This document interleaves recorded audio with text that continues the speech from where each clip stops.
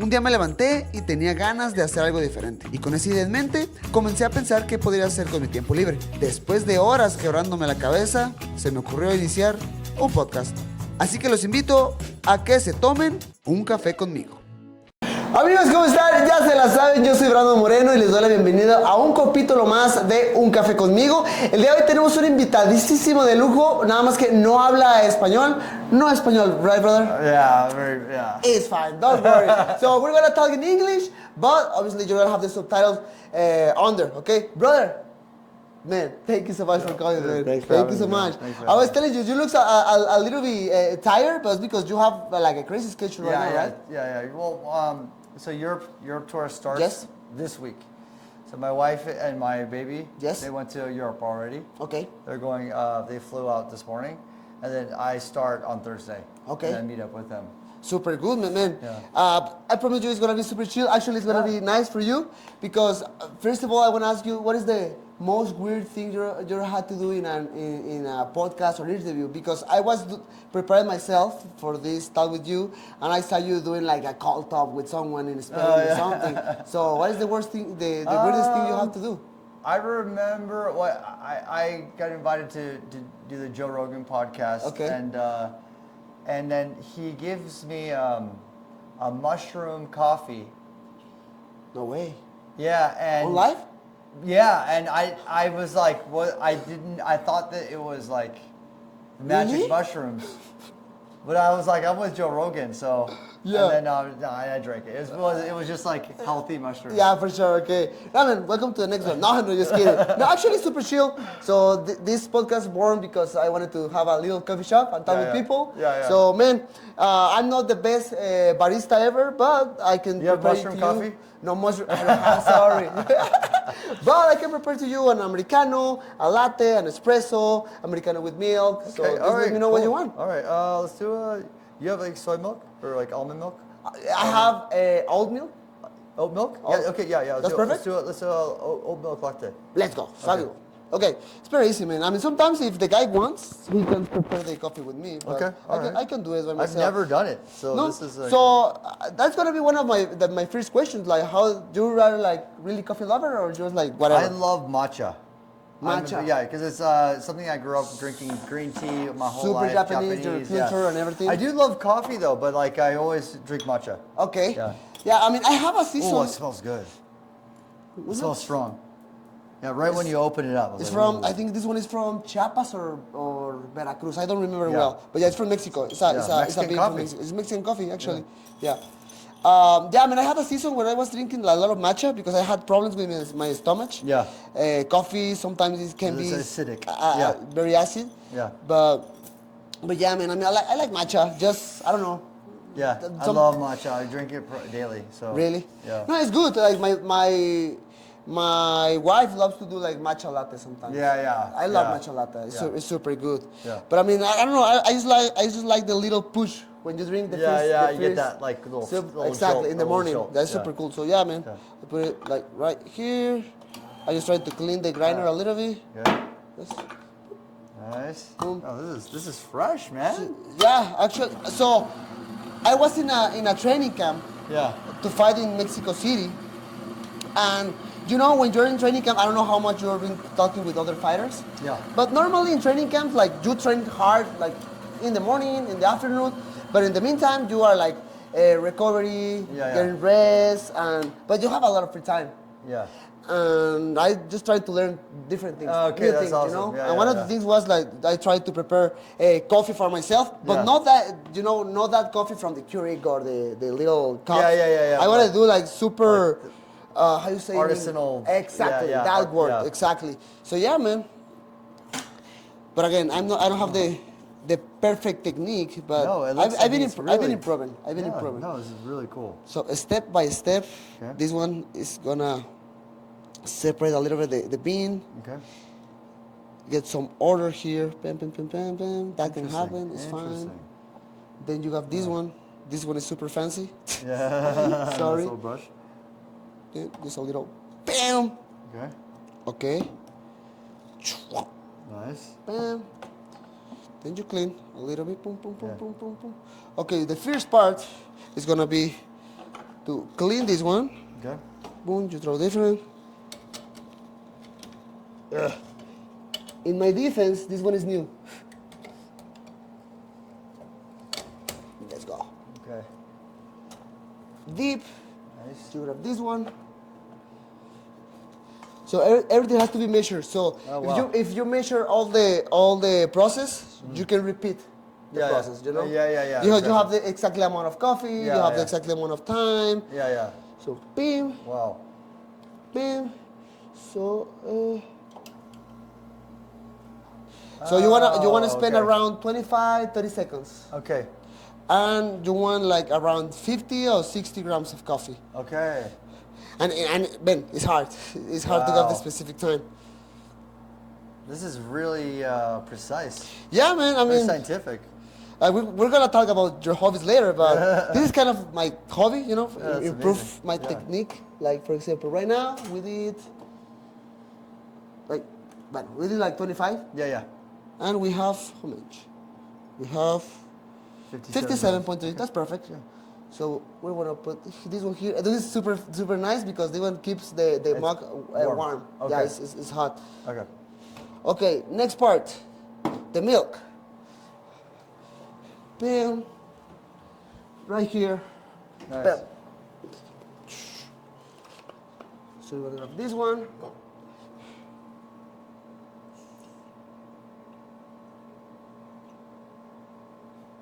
Right here.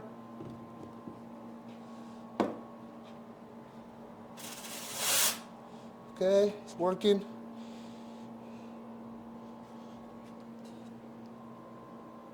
That heats it up. Or? Yeah. Evaporate the milk. Wow. Actually, oatmeal is harder, but Right. if you have a good milk, Different it's fine. consistency.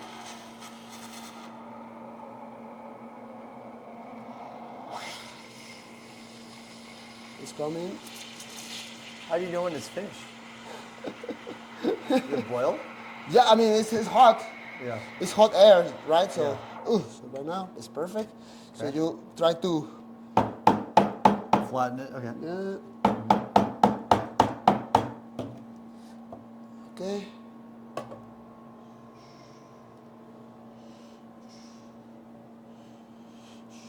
This is this one is just trying to be nice, but it's hard to... Yeah. I try to do the hard for you. It looks I try. great. Oh, I hard. try. Oh, I try I a see little. it. I see it. I see it. Well, I see it. so what you want, like meat, like This is honey? perfect. Or... No, it's perfect. It's perfect. Like that's perfect? Yeah. Okay. So, guys, I'm gonna prepare a coffee for me. Voy a preparar un café para mí. Nos vamos a acomodar, vamos a preparar micrófonos y nos vemos más adelante. Yeah, very Guys, we are already Yeah. talking. Yeah, That's yeah, for crazy. sure. Yeah, I mean, in this point, first of all, guys, thank you so much to stay with us. Steve, amazing DJ in the world, the best one ever, man. So I was looking about to learn something different, but you were looking about. I just want to know, right now with all your experience, I imagine you know how to do everything, but how you start to the business, you know, like how you start to learn and how you start to move the console and everything. I would have to. I amount almost all of my principles of starting concepts, businesses, ideas, and that become something. Okay. To me being that's like this 15-year-old, very hungry, very excited kid. You know, screen printing T-shirts myself, learning how to okay. screen print them. We have like me and my friends would make like little magazines. Yes. We go to the Kinkos and like write poetry, interview bands. I'm like it was all about music. Okay. And then we just would start a band and start from the ground up and put on the shows. Like it's Okay. like all these things are concepts that you have to have like a small little community of hungry, passionate people, and you could learn very, very, very fast. Okay. And this is like pre-YouTube, I'm 48, so this is like 30 something years ago. So it's like pre-social media. Yeah. You just have to figure it out, like, on the fly. Now, we're like you're talking about, there's a YouTube tutorial for everything. For everything, man. It's crazy. So whatever, like, it doesn't matter if you're 8 years old or if you're 48 years old. Okay. If you want to do something, it's right there. The information The is right there. resources are right there. That's true. You know, and if you have a platform, like, you know, it's just like you could literally do anything that you love. You know, so it's I still excited to start new brands. I'm still excited to build new concepts. You know, still like 30 years later. So I love it. I love brand building from the ground zero. That's crazy.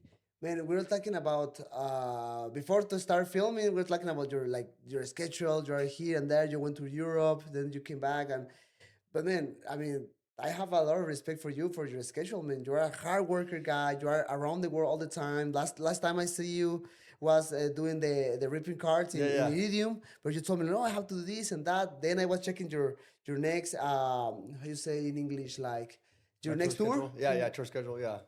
Crazy, man. How you? Yeah. I mean, I think my real question is like how you manage all your time.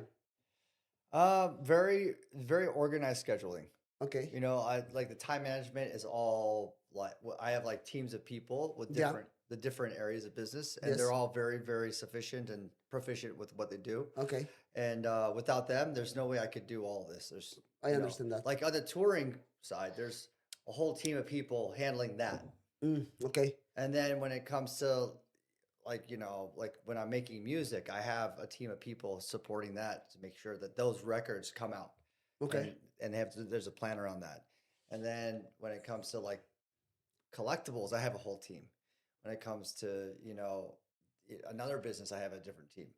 So there's one person that's across all of that. Okay. And he's always pinging me. And then we have like this crazy schedule of meetings. So although I'm like a night owl because I have to be up in the clubs till like whatever time. We have meetings start at 8 a.m. You know, 8 a.m., 9 a.m., 10 a.m. I like, you know, I was up at 8 a.m., but I was also up 4 a.m. from last night. Okay. So I only had 4 hours of sleep. That's why I'm a little tired. But then I had a 10 a.m. meeting, 9 a.m., 10 a.m., 11 a.m. Okay. And then I think 12.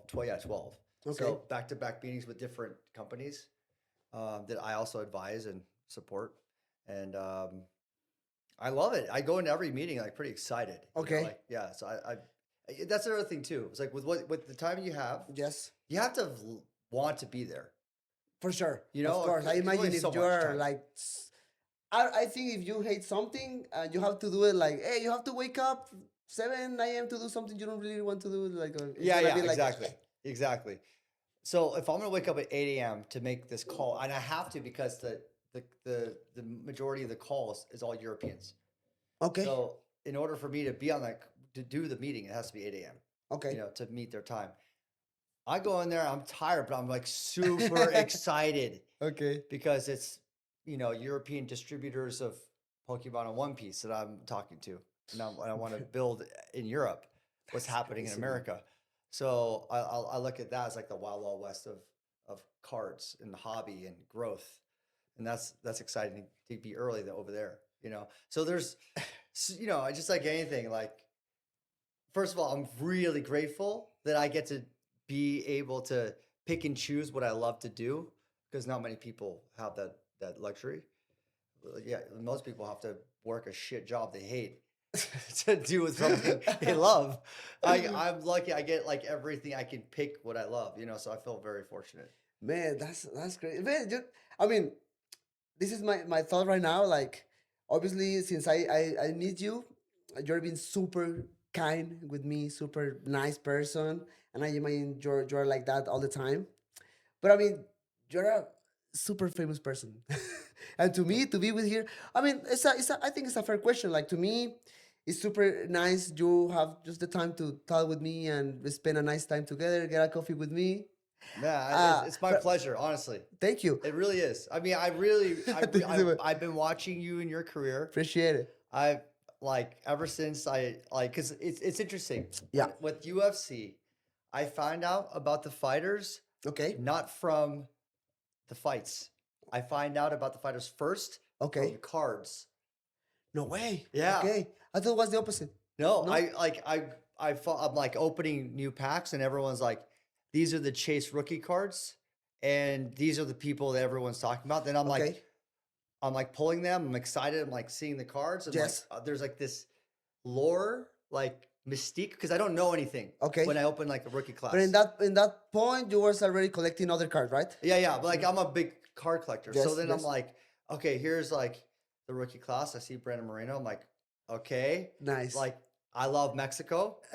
Like people support this new rookie, Brandon Uh-huh. Moreno. When your cards came out, Mhm. then I'm like, I have to watch her fight. Nice. Then I watch her fight, and then you're dominating. I'm like, Crazy kid. I love this guy. I love Mexico. I love Brandon Moreno. Like, boom. And then I love the cards. And then I'm like, then I search for your cards. Okay. This is like 2021, right? 2022? When I won the title the first time, Your rookie class. my rookie card. UFC. Wow. I don't remember. I mean, for I think example, it's 2021. with Panini, I UFC think, yes. Prism. Yes, right? yes. I Yeah, think so. so I remember, yeah, because that was my favorite year. Yeah, I of don't remember cards. the exactly year, but I remember the card for sure. Yeah, so I was chasing your cards. Oh, And thank you so much, then I bro. was like, and then you're holding the Mexican flag, and For sure. And I'm like, I feel like I'm Mexican. I'll be honest with you. Okay. I feel like I'm Esteban Aoki. Like Esteban Aoki? Mexico adopted me For already. sure, man. Yeah. So Man, you have my sign. You're in. so the fact that you're a Mexican fighter, to me, it's like you represent me, like almost because I feel like I'm like part Mexican. Okay. So like if someone's from Mexico that's like rising, Yeah. I'm like already get very excited. Okay. So it's just like that's how I found out about you, is such an interesting way. Man, I have this memory, and actually I want to apologize with you because I think you sent me a message long time ago. Yeah. But in my defense, I'm terrible with my cell phone. You know, if you don't send me a message in WhatsApp, I don't know nothing about Messenger. I don't know nothing Instagram message. I don't know nothing like that. If you don't send, or even for my regular text message, you know, all the adults in the world use text message, but I don't really use text message. Yeah, me too. I'm a WhatsApp guy. Man, right? Yeah, I'm a WhatsApp guy. Like iMessage, I've never checked my iMessage. Sometimes my wife messaged me, and I'm like, I didn't see it because I don't even look at my iMessage. Like only Americans use iMessage. Yeah, And you have to have iPhone, Okay. right? So like it's like it's weird to see iMessage, but yeah, I'm a WhatsApp But guy. yeah, I mean, I'm terrible. Like a lot of people, like, hey, why you never answer me? Like, man, what are you talking about? I sent a message in Instagram. We're like, oh, so I'm so sorry, man. Thank you so much. But man, I really appreciate it, man. I really appreciate the nice history about it. Like, uh, in cards, like I wanna pass about to that part right now. You're a huge card collector. Actually, I saw your interview with PSA. Oh yeah, Man, yeah. that's insane. So, for example, in that interview, that's your main office with all the cards and all the stuff. Yeah, so all those cards in that room, they all got shipped to PSA. Okay. Yeah. So that was your home, Yeah, that was my home, and then I and had then it you there, sent. and I had a whole storage.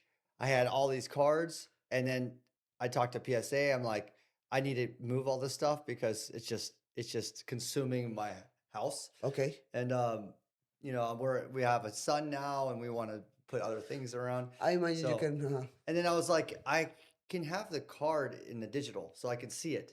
So I Okay. don't need to physically hold it anymore. I've already know. PSA that do that to you? Yeah, for they you? have. Well, yeah, like the PSA vault. You could see all your cards on the app. Okay. So if I want to sell it right away, it's there, and they pulled like a security truck to my house. Okay. They loaded all the cards, and then they drove it to the vault. So I Man. have a few cards though at the house. I have a few cards, but then I end up shipping that. But you say in that interview you say you sent like 30,000. 37,000. 37,000, man. That's Yeah. it's insane, man. In your collection, give me a top 5. Has to Okay. be about money or has to be just something okay, super so- special. All right, it's hard because listen, like for me, Okay. I go across every sport, Yeah. every TCG. Mm. And outside of TCG, every pop culture card Okay. even music cards from the first Elvis Presley card. Like Okay. I saw the that first in the- Beatles card. Like I go like, you know, the vintage baseball, basketball, football. Try Yeah. to go there. A little bit of hockey, like Wayne Gretzky Okay. rookie card. But my UFC collection, I never really talk about. And my UFC card collection has to be one of the best UFC card collections in the world. But It why? has to be. Why you don't talk about that collection? Because whenever people talk to me about cards, they want the obvious ones, like the basketball, the vintage Okay. baseball, you know, the Pokemon. Pokemon's big. Everyone wants to talk about Pokemon. For sure. And the Grail TCG. Mhm. But UFC cards is like this like people don't see it. It's like people are sleeping on these cards, like the early John Jones rookie cards, early Khabib rookie cards. Man, that's crazy. Yeah. The early Connor rookie cards. I mean, they're expensive, yes, but like compared to, you know, the greats of all these other sports, they're a fraction of the No of the value. comparison at all. So I feel like it's still growing, and obviously Dana, he's like spending a lot of money on cards. Yeah. Obviously, he's gonna be buying the Grail UFC cards. Yeah. And there's a big auction in Golden happening now because of the White House fight. Yes. There's a big auction on Golden Auctions that ends at the White House fight.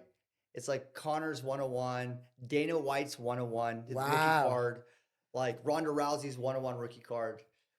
That's gonna be in the auction. Yeah, Okay. I would normally win those. Okay. I would be the guy that wins those. Okay. But now it's like the game has changed. That's true. The game is leveled up. So like I'm no longer the guy that like beats everyone to the auction. Like, cause I'm definitely spending a lot of money on the UFC cards. Okay. So I know I'm all honestly like bowing down to like Dana is probably So you're I don't wanna telling me bid against him. other people like betting more money for the cards. I really think it's a different chapter of UFC card collecting. It's like Wow. when I was collecting when I got into cards in 2020, Yes. I'm obsessed with UFC already. Okay. So I was getting this basketball, baseball, like Michael Jordan, 86 Fleer, you know, Mickey Of course. Mantle, you know, like Steph Curry. I love big Steph Curry collector. So I have a lot of Steph Currys. Okay. But outside of that, I was like, UFC. This is right when I got in, it was 2021 Prism. Yeah. And I love Prism. And I was like, I bought cases of that. So I have like the sickest 2021 UFC Prism collection. Collection. I have rainbows of like Sean O'Malley, Kamzat, except for the 101. Missing Kamzat Shemai's 101. I have a lot of your cards. Thank you. I have a lot. I just went after everything. Okay. And then from that, I went back in time to like the Okay. 2010s of UFC cards. And I just went deep into those cards. And so I have like this incredible kind of like, I set them up with not by year, but by Okay. fighter. So I have like really, really immense Khabib collection, Connor collection. And at the time, Sean O'Malley, I was collecting him at the time, Yeah. like his early cards. So I have all those. I'm like pretty set there. Okay. And I definitely have the biggest Kamzat Chimaev collection. 'Cause Really? I'm a big Kamzat Chimaev. The other day you told me it's like your favorite fighter right now, right? Yeah. Really? Yeah, You've been in his fights? So no, I've never seen him fight live. Okay. The last fight was crazy. What do you think about that fight? Oh my god! I think the weight cut. I mean, everyone's talking about it now. The weight cut was like really, really. He looks heavy. very dry. I mean, like he shouldn't have fought. I mean, and really, he should. Like, if you're like throwing up, like Yeah. bile or whatever you're throwing up, it's obviously your body is rejecting the weight cut. Yeah, I he has no energy. Like, I like when he tried to go for the takedown and he couldn't, and he went into defense mode. Yes. I was like, oh my god, That- this is the and first that- time I've ever that- seen that. And that happened in the second round. Yeah, so Because the first round was amazing for him. He Yeah. controlled all Yeah. around, everything super good. But the second one, he looks so different. That's insane to me. and then Sean was really good at defending. Yeah. I couldn't believe Sean defended and leaned on top of him on a defense. That I don't know was- the right words, but like when he went down and then Sean went forward and then got on top of him. Yeah, he put all the pressure with the hips. Wow, man. It's like that's- a push with the Oh, hips. God. I was like this, watching. I'm like, what is it? What's happening right now? Oh my God. I was just like, I couldn't believe what I was watching. And I just, you know, it is what it is, but It's a sport, man. it is exactly, yeah. So, as an athlete, I can tell you like it's hard. It's hard in that kind of moments, right? Because you were saying like, why he fight that fight? He was so dry, he tired. But man, some fighters are about it's about money. Some fighters Yeah. is about they don't want to lose the opportunity because the fight is so big. Yeah, Maybe yeah. that happened with Hamza. Like, hey, I'm defending my title. Yeah. So many reasons. Yeah. Like because Pressure to do it, the fight. man, the pressure. Yeah, I mean, like day before to cancel. You're like, because if you're in your head, like, I'm unbeatable, yeah. it doesn't matter about how bad I feel. This is going to be only 30 minutes of fighting. I can Yeah. do this, you know? And I mean, like, being honest, like, if you do that to the UFC, like, oh, I'm gonna pull out of the fight, yeah. it's gonna be kind of Yeah. like Yeah, we it's have gonna look bad. we have the case with Arman, like a lot of different things, You never know what dominoes it's going to go down and it's not helping your career.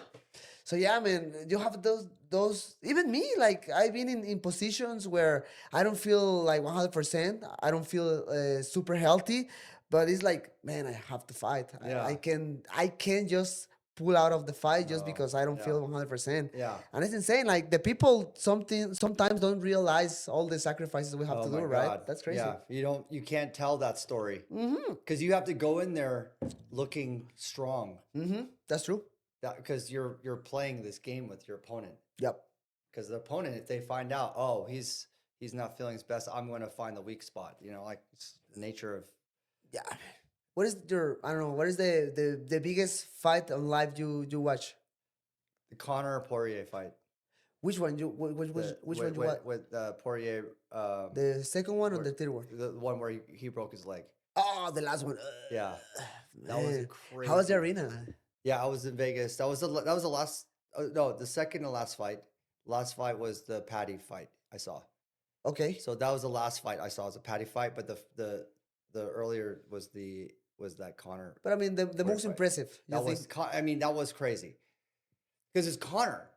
Even though he lost all those fights, he lost 4 fights before that, right? But he's still Conor McGregor. He's still got this like the immensity of his personality. Do you saw? I mean, he's gonna fight against Max Holloway.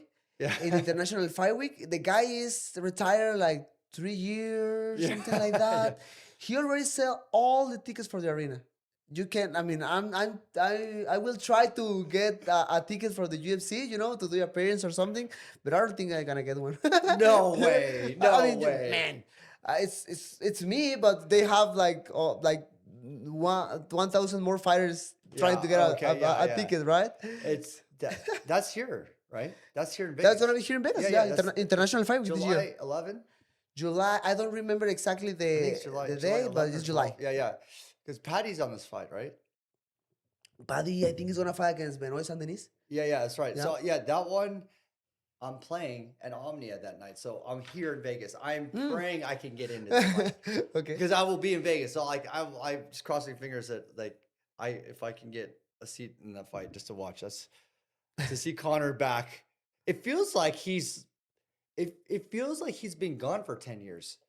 Like it really feels like he's been gone for like a generation of fighting. Like when he was fighting, it was a whole different era of time. It's like a whole new different class of fighters, I feel like are now. That's crazy. Yeah. But man, like, I don't know, man, like Conor, obviously it's a regular conversation when you talk about Conor, but how he get all this success. And actually, that can be a good question for you. Like, you're getting success in your career, whatever you do. You're getting like fame and money, but how you can keep that same energy, Like you say when we start talking, like I'm waking up like excited to talk with this persons, do these meetings, But I mean, some people they start to get like fame, success, and they say, you know what, like, I think it still happens to me. Okay. And I get that jaded feeling. when Okay. you do the same thing over and over again, For like sure. especially in the studio. Okay. So because my studio is like is like your fighting camp. Okay. You know, so like your fighting camp for your fight. Yeah. I'm like releasing an album or EP or a release that's important. Okay. So I'm in the studio locking in for like weeks. Really? Yeah. So when I'm focused like that, and I have a purpose, then it's the jaded is out. But if I just kind of I'm in the studio just kind of toying around, my mind just drifts. The creativity kind of drifts. Okay. And it's like you have to kind of recalibrate Okay. because that's my bread and butter. Okay. So what I generally do when I'm like in that kind of state of like I'm not present, Okay. you know, like my mind's wandering, then I go focus on a passion. Okay. Then I come back, you know, then I'm like, oh, I'm hungry for my like my music creation. I understand. You know, so like I think it's a discipline because you know what your bread and butters are. Okay. What makes the world turn for your world. Okay. That's music for me. I have to always remember that. Thankfully, I have teams that are actually they have families that depend on me doing well in the music world. For sure. So they have a lot. There's a lot in the ecosystem that depend on me doing well. Yeah. So we always are constantly having meetings so that we are making sure that world is healthy and that we're planning out for like the next. We can't plan like past like 3 to 5 years, but we can plan out for the next 2 years. Okay. Because music changes and shifts. You have to like whatever you plan in 3 years is not going to be what you expect. Okay. You know, because everything changes. The whole landscape changes. I understand. You know, so. And you have to constantly change and redevelop and that change depends of like which kind of music is on top in the moment or yeah, because so it's interesting when I'm making music, there's like 2 major lanes I focus on. One is how do I cross outside of my world, okay, like Latin collaborations, K-pop collaborations, you know, like just recently I have a really big song with Farruko and Gracie. Really big song, doing really well. Okay. And that is a Latin crossover. Okay. It's truly EDM. The beat is EDM, but it's like Gracie and Farruko like duet, beautiful vocal, beautiful melody. Nice. And it really works in a Latin space. They love it and it's playing really, really well. So that one is for how do I break through to a whole new market, right? Yeah. Working with BTS, working with Nathaniel Cano. Yeah. Working with, you know, all these different artists, different worlds. Daddy Yankee, you know, like, etc. And then there's the core EDM. Okay. Core EDM is like what works at my shows. Nice. This music doesn't have to do well in the streaming world. It doesn't have to sell much. But in the concert? It has to hit. So that's different. And that is my core of my world. You know, I do 200 shows a year, and that music has to be constantly updated. Okay. So like the 2026 set has to be updated from 2025. Okay, for sure. So when I play the major festivals, they don't want to hear 2025 Steve Aoki. They want to hear 2026. Yeah, because like, it's interesting. Like when you watch a band play, a singer, you want to hear all the hits. Don't play the new stuff. Play all the hits I grew up on. You know, like you don't have to make any more new music. You know, sometimes when they're really big bands, right? Okay. For DJs, you want to hear hits, yes, because it's like I want to see Steve Aoki play Pursuit of Happiness, yes, but my sound has to be pushing the culture. So I have to always be in the studio making music for this very, very big part of my culture. So that requires a lot of time, and it requires me to constantly be working on music. Man, I can hear Pursuit of Happiness all the time. Man, that one is amazing, you know? Yeah. Everybody is funny. Everybody say, oh, I remember Project X, the movie. When I hear the song. And man, that song is super good, man. That's crazy. So this is the goal, is to make a song that's timeless. I produced that song in 2009. 100%. In 2026, I still play it. In 2036, I know I can play it. Man, that song. This is the goal, is to make a song where it doesn't matter the trends of music, where people's minds are Uh-huh. at, who's cool, who's not cool, what music is popular. There's certain songs, it doesn't matter, will always be the That song. sandstorms, ba-da-ba-da-ba.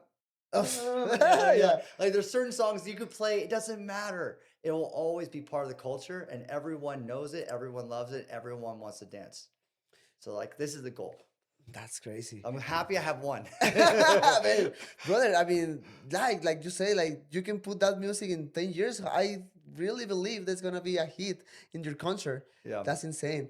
Man, when you're in your concerts and you're watching all the people, what you're feeling? Obviously, I wanna know about the history of the cake. I saw a clip when you're talking with Joe Rogan about it.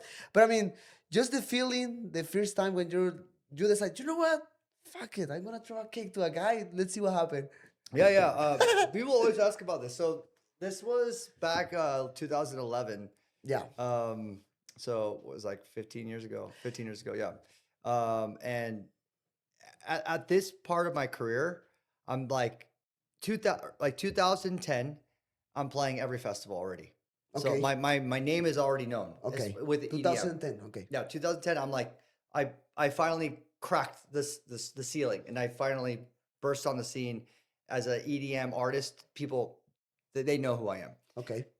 So now it's about how do I make my show a Steve Aoki show? For sure. Like, what do I do? Like, like some people do like Connor does this walk, and everyone Yeah. walks like this. Like, there's certain things. It's like that's Like the move of the guy. yes. It's like that's them. Yes. What's Steve Aoki? What's that? That's what I was thinking in my head. 2010, nothing yet. Not yet. Well, there was one thing. Okay. It was life rafts. What is that? Sorry. So it's like an inflatable life raft. You go in the water, Yeah. in the pool. But with the people. Yes. Really? Wow. So I brought this out in 2009. I'm not saying I invented this. I'm just saying I did it consistently over time. Yeah. I was like, if it's a Steve Aoki show, you're going to get a life raft and I'm going to jump. I'm going to climb to the top of a balcony and then I'm going to jump on it. So I did this every show. So I'm really taking like my roots, my high school, college roots of punk and hardcore. And punk music, the shows, everyone's like jumping into the crowd surfing. It's very rowdy, mosh pits, really rowdy. In the dance world, they didn't have this really. Okay. Like dubstep was like growing at the time. Okay. Dubstep, they have heavy music and people are mosh pitting. Yes. But in electronica before EDM, people were just like very, very, very softly dancing. Yeah. And then electro, which was like this harder electronic music. Okay. That was taking elements of punk and hardcore, like aggression. Then people are dancing harder.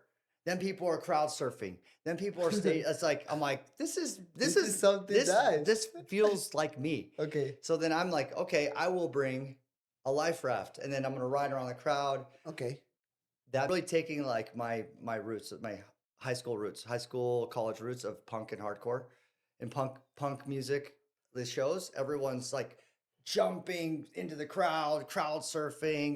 It's very rowdy, mosh pits, really rowdy. In the dance world, they didn't have this really.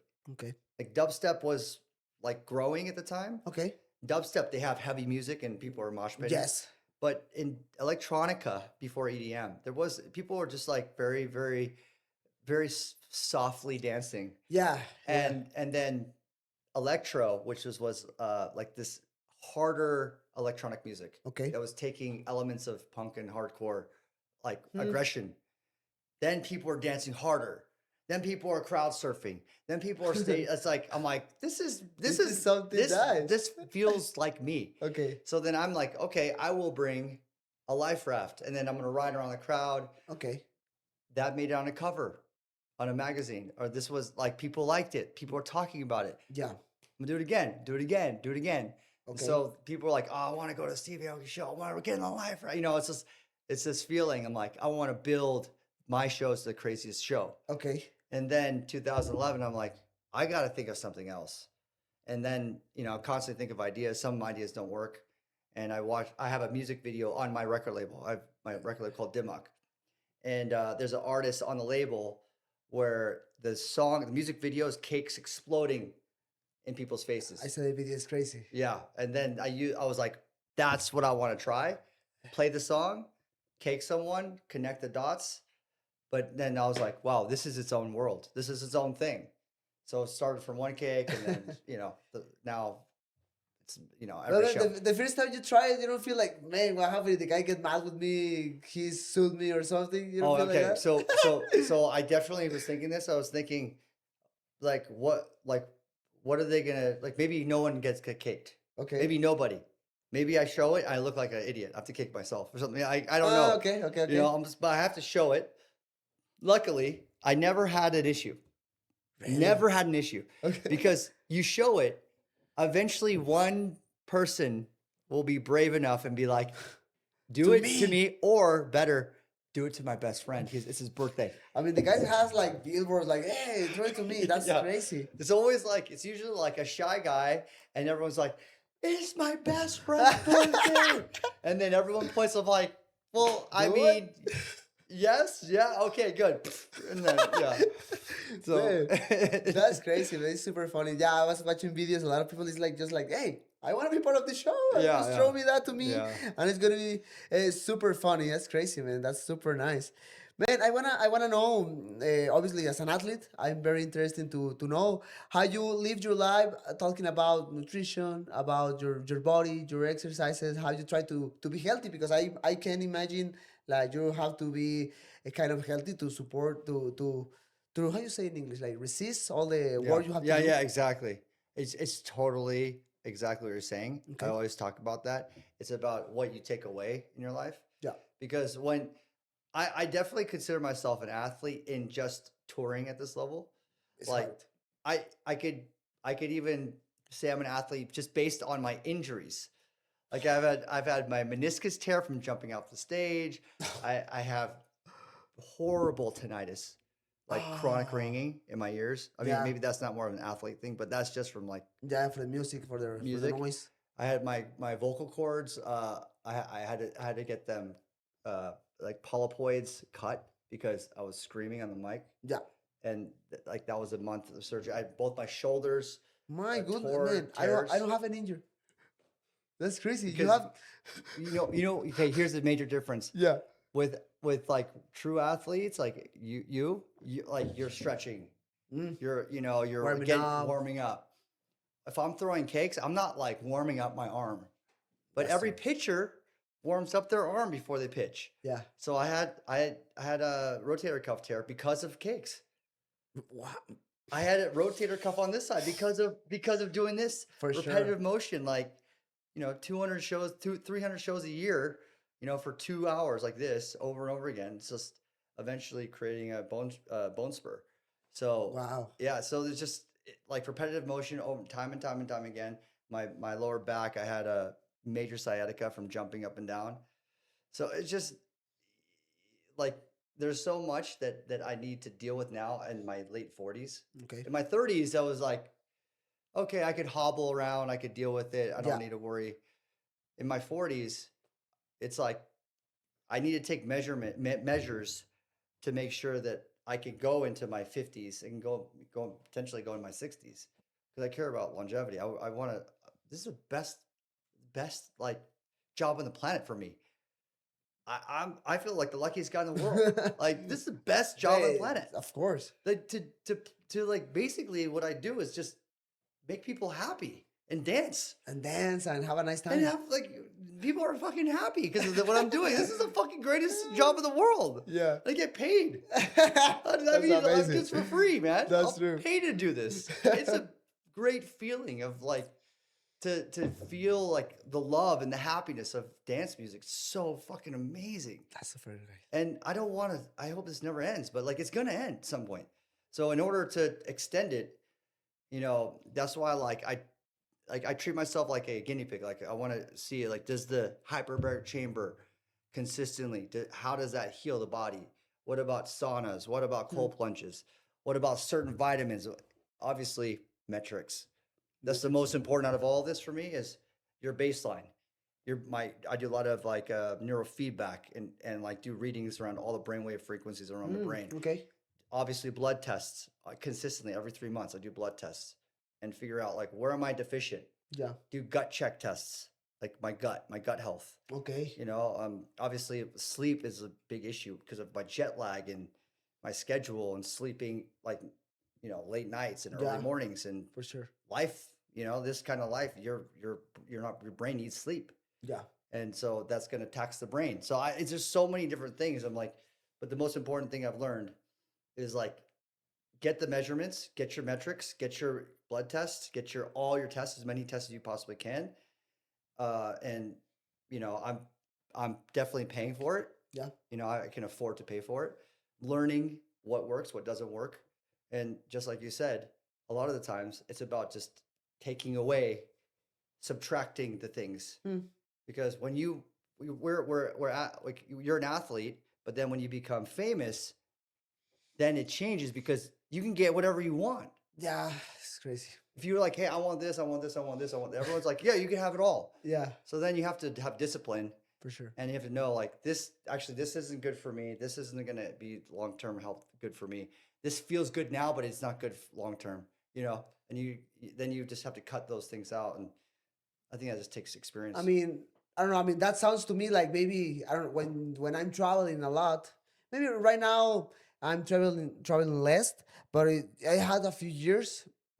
Like, actually, that happened like 2, 3 years. I don't remember. The thing is, like, I had 1 week. That's why I respect you, brother, a lot, because I had 1 week just traveling. I had to do a meet and greet in some place. Then I had to go to another place. Then I had to go to San Antonio because Chito fought against Dominic Cruz in that time. Okay. No, Chito fought against Corey Sanhagen, I think. When after that, I had to do a meet and greet that night. After the event, I had to do a meet and greet, crazy. Then in the middle of the night, I had to fly to Cancun to our parents. Man, all that week I was traveling, I remember like not crying, but almost crying with my wife, like, baby, I'm fucked up. I'm done. I don't want to do this shit anymore. I was super dry, brother. It was insane to me. But I mean, my point is, like, for example, when you're like traveling too much, you have to eat, right? Yeah. That's an example to me. One thing I've learned when I'm like heavy travel, one health protocol that is a game changer, and I have it at my house is a hyperbaric chamber. Really? Like oxygen chamber. Yeah, 100%. Okay. I mean, like, just try it for yourself. Yeah. I mean, you have the UFC has like everything. Yes. So, but like for me, that is like has the best health protocol for someone that travels a lot. Okay. I mean, you're getting like a lot of intake of oxygen at higher pressure. So you're getting just higher, faster, rapid recovery. Your brain health, like I've seen the results on my brain. The changes it's had from people. Dr. Amen, based out of Southern California. Okay. He does SPECT scans around the brain, and a lot of the patients before when I went to go see him, a lot of his patients are actually fighters and football players. Okay. You see a fighter's brain or a football player's brain. They show me the amount of Damage? CTE, the amount of plaque, the amount of like. It does not, like, you see a normal brain, you see like a fighter's brain. You can see You the can difference. see it. It's clear. Damn. 3 months of hyperbaric chamber, consistent usage, which is very important. You do it one time. What is The consistent? brain, it's like if you want to be hardcore, 60 to 90 minutes a day for 30 to 60 days. And then you can see a difference. The difference in the brain is like the brain healed itself. Okay. It's like for me, when I went to get the SPECT scan, Yes. I had a really bad concussion when I was 14. I had amnesia because I fell the back of my head from my rollerblading. Like I fell off a ramp. Okay. And I went to the hospital. I couldn't remember anything. And then, obviously, then the next day I remembered. I'm like, oh yeah, I was rollerblading and I hit my head. 25, 30 years later, or whatever, however long it was, or 30 years later. Okay. The accident, you could still see the dent in my brain. Damn. You still see it. It's like because the brain just is like butter Yeah. inside of a hard skull. It's like, you know. So, like, what I want to do is like, it's interesting because like you hit right here, and my brain frequencies are not even right here. They're like, Okay. and the other areas of the brain are nice and clean. Okay. And so I was doing neurofeedback in this particular area to try to stretch the frequencies to more normal, which is probably why I stutter or why I do certain things from one concussion 30 years ago. So that's why I got the hyperbaric chamber for my brain health more than it's incredible for reducing your inflammation. It's incredible for rapid recovery for like injury. Yeah. Say after a fight, hyperbaric chamber. Okay. Rapid recovery. Like for example, at the PI we don't have hyperbaric chamber, but I know places here where I can use it. Yeah. But you could buy one in your house for Yeah, $8,000. Yeah, I know it's not like obviously it's expensive, but not that crazy expensive, and more if you are an athlete and you have to take care of your body, right?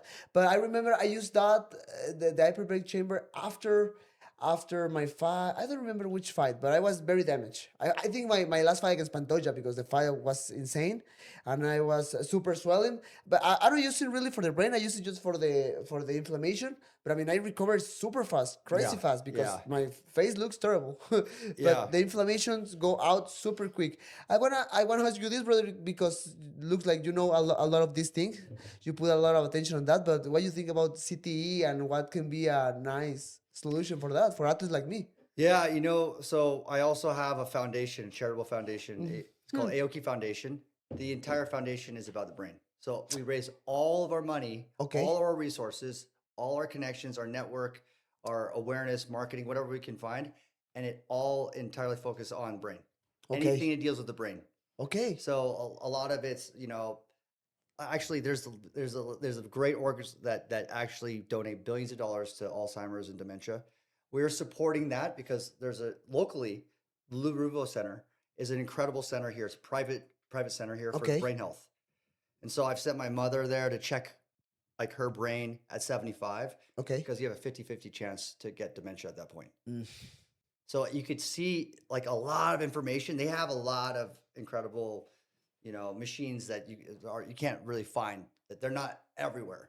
Okay. So I would do some research on Leruvo because I went over there to talk about CTE as well. Okay. And they're doing a lot of research in that space.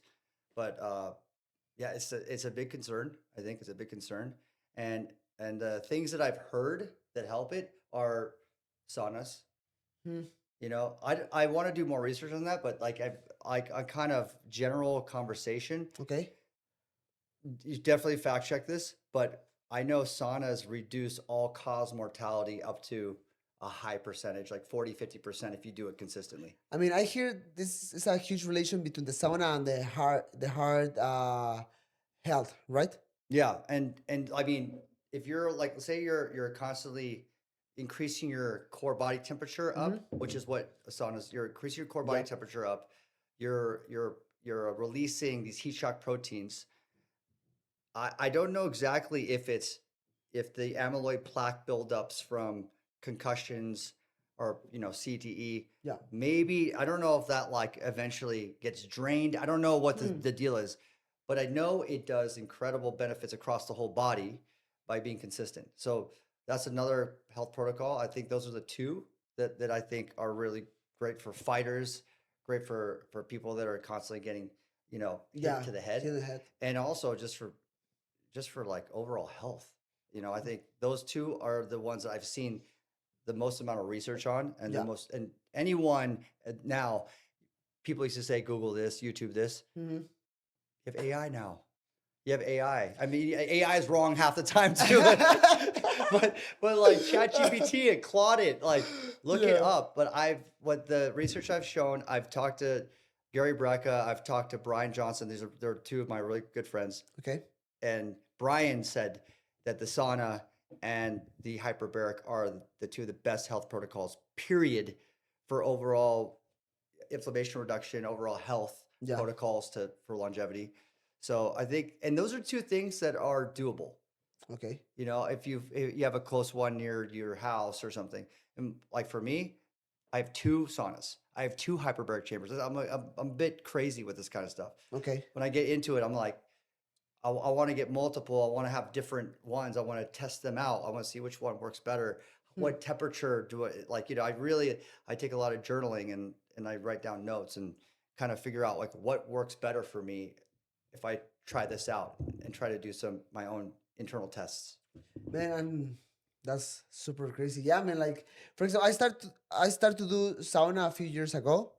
First of all, for my weight cuts, because you have to. Oh yeah, So they yeah, have a protocol where you have to be at the sauna at the end of your sessions, like 2 weeks before your fight. So you can acclimate. Your body can be acclimate to the temperature, yeah, so the weight cut can be a little bit easier. yeah, At the end, weight cut yeah, is sucks, man. It's just yeah. disgusting. I can't imagine. It's Oh, disgusting, man.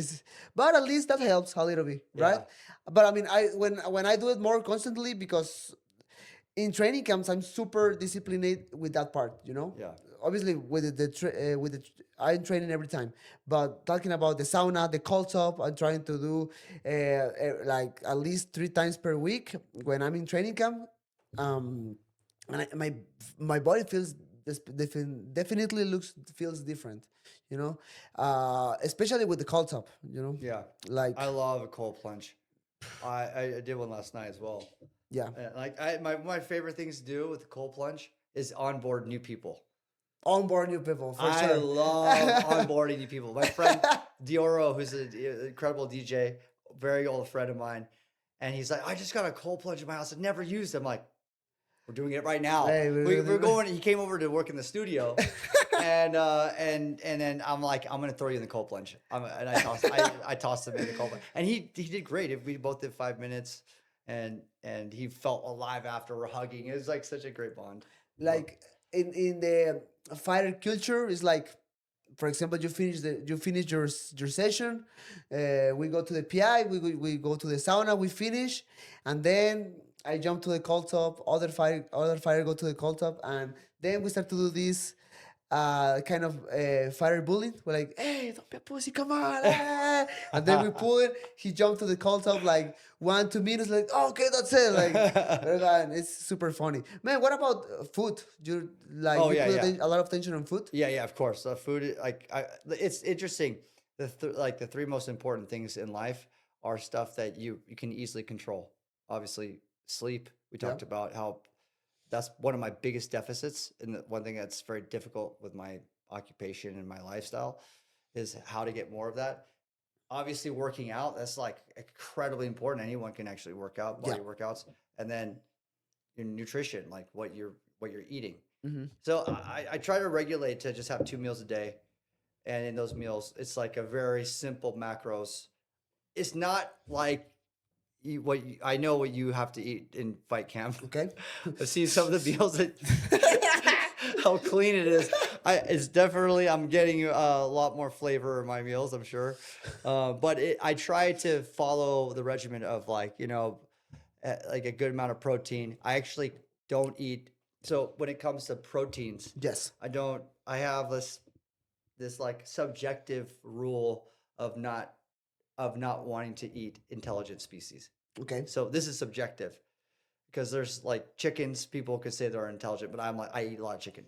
Okay. But octopus, absolutely not. I will never eat an octopus.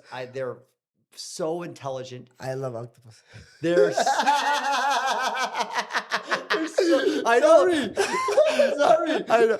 They're at the level of a second grader. They're like the same intelligence of a 5-6-year-old. Wow. It's insane what they can do. It's like, Damn. I don't know right now. but I know a lot of people love octopus because I used to eat octopus all the time. I know, Okay. it's like it tastes really good. It tastes really good, but so like this is my line. I don't eat octopus. I don't eat cows. I don't eat pigs. So it's Okay. really like, and then like other stuff's more fair game and kind of on this like subjective line of what I consider intelligent. It's just That's crazy. you I know, mean, that's cool, man. You know, yeah. like obviously, I just see whatever because I never had like a culture of with the animals, you know. But I understand the point. It's super cool how you know a lot of you know a lot about all this the health things. It's super nice, man. You know. It's just like you're with coffee. Yeah. The like health and the journey of longevity is a big passion. Just to learn like what works, what doesn't work, you know, and what is like a trend that's everyone's talking about that yeah, there's not enough research. Maybe it works, maybe it doesn't. You know, do I need to invest? And then you have to think about the time. Okay. Because like hyperbaric chambers, 90 minutes of your time. Yeah. Better work. That's true. You know, you're in there. So like I don't want to sacrifice that time if it's like It's a not working. bullshit Yeah. trend. You know, it has to be effective. It has to have like clear, you know, peer-reviewed results, you Yeah. know. So I love this stuff. It's a big passion project. It's nice, super nice because like obviously with the pass of the time, like you say, like all these trends where you are watching all this the how you say in English like the new fashion thing where like everybody's talking Yeah, about, yeah, yeah, but yeah. then you do the research, you start to get some all the info, like it's not really working. Yeah, yeah, exactly, That- exactly. So L- that's super nice. Yeah, like for example, I remember like everyone's talking about CMOS. What is that? Sorry, CMOS. CMOS. So it's like a highly nutritious like something that you eat. Okay. But then as I did more research, your body doesn't it's the bioavailability of the nutrition doesn't really absorb into your system so much. So it's like or putting collagen in your drink, Okay. you know, because collagen's good for your skin, it's good for your bones, it's good for Yeah. your joints. How much of it actually goes into your system? You know, Mm. you know, so there's like certain things like I'm not saying they don't work. I'm not saying CMOS or collagen doesn't work, but I remember when the trend was super hot and Okay. everyone's talking about this. But does it really actually add true absorption benefit to the body, you know? Okay. So that I'm lucky I have a few doctor friends and people in the space that are also complete nerding out with this kind of stuff. Yes. And then we can just like chat about it. Be like, is this real or is this like Hmm. trend? I mean, for example, in my regular routine, I in the morning I take my collagen with my coffee.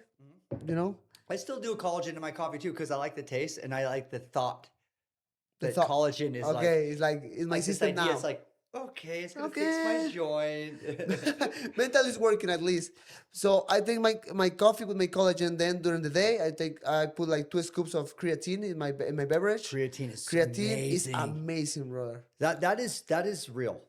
That's for That real. 100% real. And I now I'm doing minimum 10 grams. Yeah. And if I'm so I know that the creatine gets sucked into your muscles, right? Okay. But after the muscles, it goes to your brain. Yes. So when I have horrible sleep routine, I'm doing 20 grams of creatine. So I'll do if 20 grams, like 4 scoops, the regular ones. no. So if I do 4, I'm having diarrhea like immediately. My system's like Yeah. so I'll do 10 grams in the morning. The morning, for Then example. I'll do 5 grams like 4 hours later. Then 5 grams like 4 hours Okay. later. Okay. Yeah. I understand. So that way I'm like, because I know it's fueling my brain. My brain is deficient because of lack of sleep. So I need something in there. I need some availability from creatine. Brother, so you born in Miami, then Yeah. you moved to California, Yeah. but your parents are from Japan. Yeah. I want to ask you this because I'm a huge fan of Japan culture. Yeah. And how you think the Japanese culture affect in a positive way in your life, you know? my God. Because to me, like Japan is discipline, is to do everything correct. Like I don't know how to explain in English, but like I don't know. Like when you do like a reverence, like oh yeah, for sure, you know, Honor. honor and everything. It's honor to your craft. Mm. So if you are like your family makes cups, Yeah. your grandfather makes cups, the father makes cups. You have to make the cup. You don't have a choice. But your family name is in the cup. Yeah. And everyone trusts you. So when you're 8 years old, like, I don't want to make a fucking cup. By the time you're 20, you're trained by the greatest cup makers in the world. Yeah. And it's crazy. You go to Japan, the best pizza in the world is not in Italy, it's in Japan. Really? I swear to you, the best pizza, Okay. pizza is in Japan. And Okay.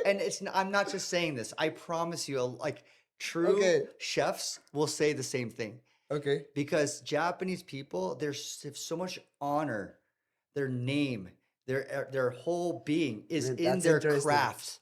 That's super interesting. So they put their whole attention, their whole life into one craft. And I think that's one of the most beautiful things that Japan brings to the world. Because when you go there, you're like, America's ADD land. Now, Japan's probably ADD too, but America is like massive ADD land. I'm like, I want to try everything. I'm American culture, so this is like I'm gonna try forever, everywhere. I mean, I like it. You go to Japan, it's like this guy. This is all he does. He just does this. Super focused and he's in one so thing. good, or she's so good at it, and you have so much respect because you go into the shop, and everyone's like so respectful. This guy's so serious, and you were like, fuck. And you find out the storyline, you're like, oh my God. Then you eat the food, or you do something, you look at it, and you taste it with presence. You want to taste a fine detail. Okay. You want to see the interesting crowd. Like, you're not going to see this if someone's going to tell you, hey, this was made in IKEA. But if you're like, this Japanese guy spent 100 years making this cup, these lines, and it's like, you're going to be like, fuck, you're never going to care without that. So I think that's one of the things about Japanese culture. It's like so beautiful. And my father, his whole line is in food. Yeah. My grandfather was in food, and then he's also a tap dancer, entertainer, interestingly enough. And then my father came to America, eventually opened a restaurant. Benihana, yeah, in New York, and followed that line. My older brother is following that line of food. Okay. I was like, I don't want to be in the kitchen. I tried it when I was in high school. I was like peeling onions and deshelling shrimps, and I'm like crazy cutting. I'm like, I fucking hate this shit. I don't want to be in the kitchen. Like, I'm going to music. So luckily I found that. Yeah. Now I'm back as like in food, but as investing and for sure, creative stuff. But that's our family line. And obviously you pass all that passion, maybe not with the food, but with your music. I imagine, in your studio, your machines and everything. Yeah, and this is definitely the line of the Aoki line for sure. Okay. My father was a degenerate with whatever he loved. He was, when I say degenerate, he's like highly obsessed. Yes. And he just, like, as a kid, he, like every father's son is going to be different way of learning. For sure. With my father, he's not going to be like, son, this is the way of life. I'm going to tell you. He's just like, I'm going to do this. I'm going to grab you, and then we're going to experience stuff. And I'm like looking around. So I was spoiled with experience. Okay. Because I got to see, like, fuck, you're doing this. You're doing, so like subconsciously, it's like, I think when you see that, that means that, like, for me, I'm like, the world is what you make of it. You, like, if I have the tools in front of me, like when I was in high school, going back to the very first thing we talked about. Yep. The tools in front of me are Kinkos, and I'm gonna make these zines with my friends, and they're newspaper things, and I'm gonna play a song that's like horrible in front of like 5 people. I'm gonna screen a T-shirt for my mom's closet and sell it for $5 and make $4, and it's a cool T-shirt like this. Those are the tools I had. Now the tools I have are very different. But so I think that's one thing that I definitely learned from my father is, like, whatever tools you have in front of you, you can create your own destiny. You can actually, but you have to do it. You have to be the one actually physically does that. And, of course. And then you have to be degenerate about it. You have to like fucking do it better. Like not better, but like actually it was never better. It was always about doing it more. Okay. You know, doing it more than like just you have to do it so much where you're like you don't realize you're the guy that I didn't realize it when I broke the Guinness Book of World Records of the most traveled musician on the planet in 1 year. And I was just like, this is easy. I could do that. I do 300 shows a year. It's no problem. And then they're like, you're actually the most traveled musician in Guinness Book of World Records for 1 whole year. I'm like, what the fuck? I didn't even realize that. Like I wasn't going like, oh, I gotta beat this this record. I was like, we turned it in. It's like I'm like, you had the intention to do the record when all the crowd starts screaming? Yeah. So, Yeah. So yeah, that's another world record. I think you have 4, right? Yeah. And that one was fun because it was in LA, and I had Kid Cudi on stage. Okay. And he came and joined me, and we did Pursuit of Happiness, and we made a couple songs back then. This is that's like 13 years ago, or it's maybe 12 years ago. And we're like, okay, we had a Guinness Book of World Records adjudicator on stage. Okay. We're like, okay, guys, we got to beat. Like, I think the last guy that won was like a big band, like Black Sabbath or something, some big band. Okay. And I'm like, we got to beat this band. I forgot what the band was, with the longest crowd cheer. And if you clap, if you whistle, if you stomp, it's done. So people forget. Okay. So when they're like, so we go left side, like scream. When the breath ends, like 5 seconds, you scream. and then like before, we had to tell them, listen, guys, there's a lot of people here, so we have like whatever, like sold out show in LA, 1,000 people. Yeah, like 5,000 people, whatever. And if I'm like, everyone, don't whistle, don't clap, don't stomp, because if they can hear that, it's over. And people, they're like, oh, this is easy. It's actually not easy. Actually, because we're doing for like maybe 1 minute or however long. And then one guy like starts clapping. It's over. So we did it. So you have to repeat. No, yeah, we did it, and then one guy clapped. Okay. And it was like a minute something, and then the adjudicator's like, okay, we have to stop it, because I would have kept going for like it was only a few minutes. It's not that long. Yeah. You have to have like a certain number of people. It has to be this kind of environment. Yeah. And like the nature of human psychology, someone's gonna mess it up. Yeah. So it's like can't be too long. Yeah. But then the adjudicator on stage is like, actually, you beat the record. This is good enough. I'm like, human psychology, someone's gonna mess it up. Yeah. So it's like can't be too long. Yeah. But then the adjudicator on stage is like, actually, you beat the record. This is good enough. I'm like, I'm down to do it again, and go longer. But like we already beat the record. It's like, let's go on for the next Guinness Book of Records. So yeah, we try to tackle as many as we could. Man, that's crazy, brother. That's super insane. I mean, to me, like to have all the, I don't want to say control, but maybe yes, no, like hey guys, let's go. 5,000 people, no problem. We can be in this together. Fuck it, let's go, man. That's a huge goal, man. Congrats. Yeah, that's one of the other most amazing feelings on stage is the crowd control of like, if like, we jumping left, like Diego, like I had Diego on stage with me, and I love to do this with you as well. Let's go. We jump like 8 steps to the left, 8 steps to the right, but then you have, I mean, I remember like Argentina, the crowd was 100,000 people. There's 100,000 people in front of me. And I said, everyone, we're all going to jump to the left 8 times, right to 8 times. The video is absurd. And if you can find it, definitely put it in this podcast. Argentina, okay. Yeah, it's Argentina. It's I think Lollapalooza, Argentina. Okay. And I'm just like, it was the year, it's like 2018. I remixed Paulo Londra's song. I don't know. Paulo Londra? Yeah. So we're jumping, 100,000 people.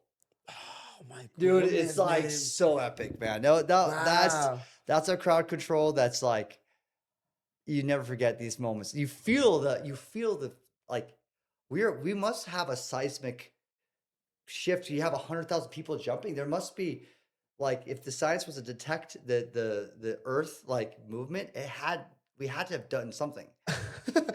For You sure, know? man. For sure, my producer can find a little piece, a little clip of that part for sure, Yeah. man. That's insane, man. Other thing I wanna know about you, like, and everything. And this question comes because I went with my daughter.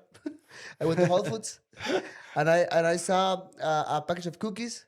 Oh And who yeah. was there? Steve Aoki. Oh my goodness! Like he's everywhere. I say. Actually, the cookies are super good. I don't remember the name of the Yeah, cookies, but Cheddies. cherries, Yeah, yeah. amazing cookies with Yeah. avocado The oil. protein. I hate vegetable oil. Yeah. It's my one of my biggest enemies. Yeah. And sugar.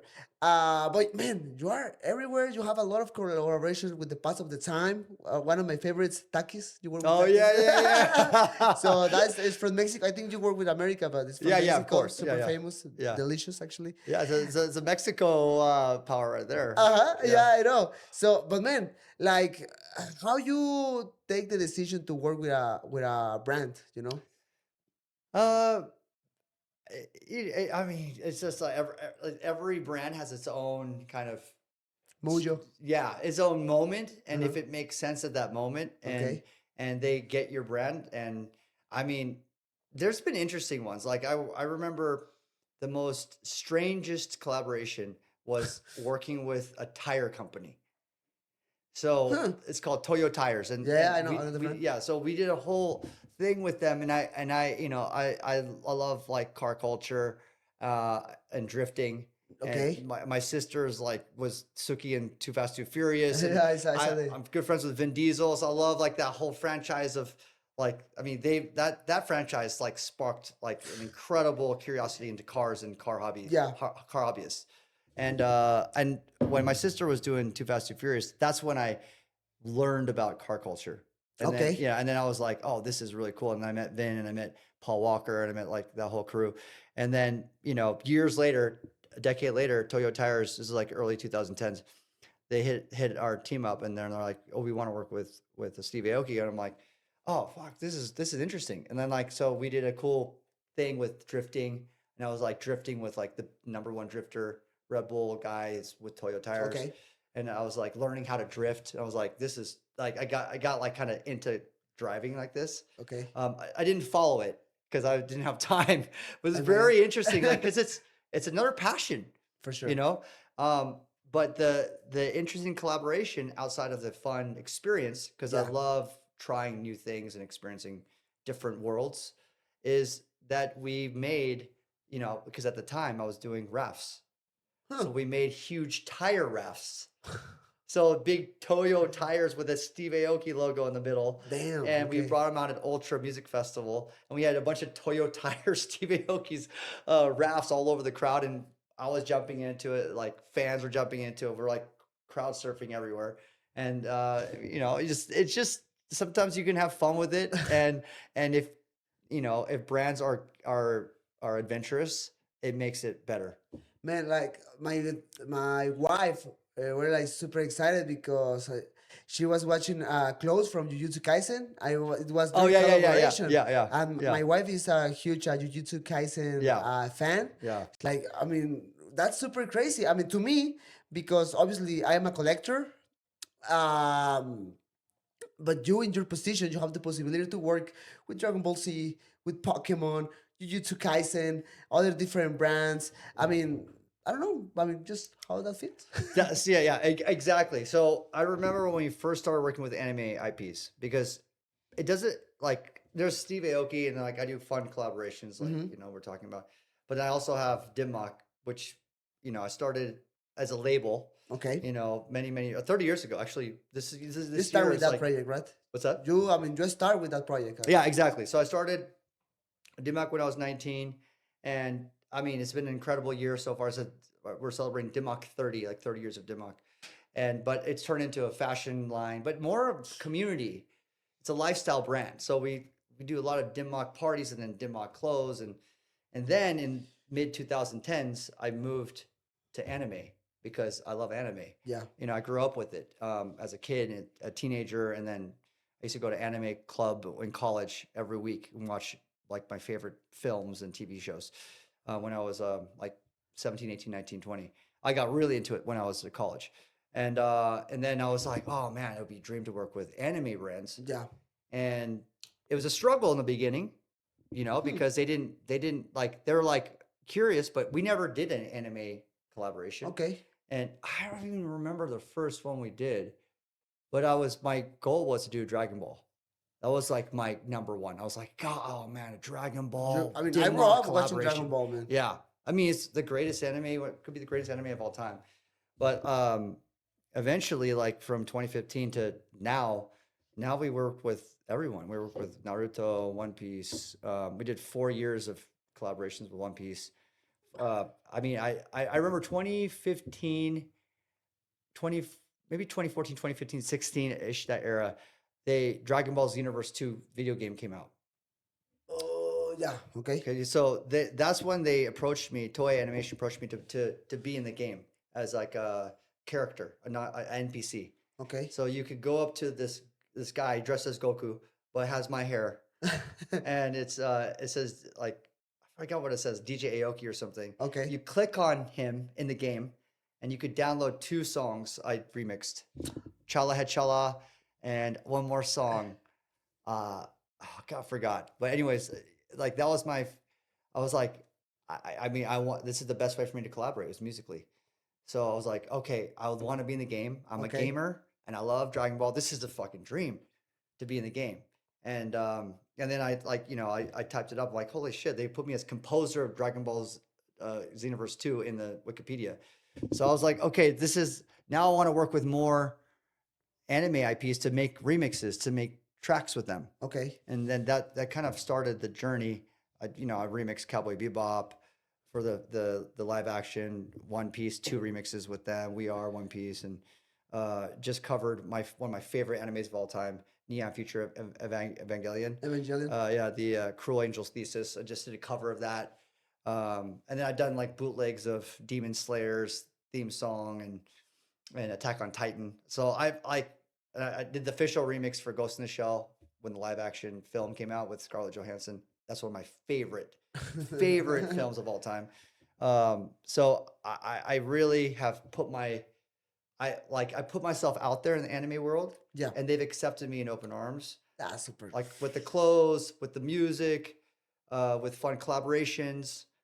League of Legends is not anime, but it's very anime-esque. Gonna work with League of Legends and created a character for TFT and made a remix for them.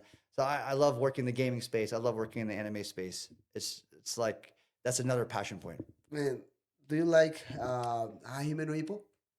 Yeah, like, I do. I do, because it's classic. I told you about that anime last time. Yeah. I think, right? Yeah. Yeah. That's your favorite? I mean, it's one of my favorites for sure. Well, it's a classic. It's a classic. I mean, you're a fighter. I'm a fighter. The guy is a little boxer. Yeah. No super talented like the other guy. I forget his name. Yeah. The Destalist, But man, it's super nice. Yeah. Very inspirational. So this, like, there's a lot of anime I watched growing up. That's definitely one of them. But I can't tell you. I can't remember much.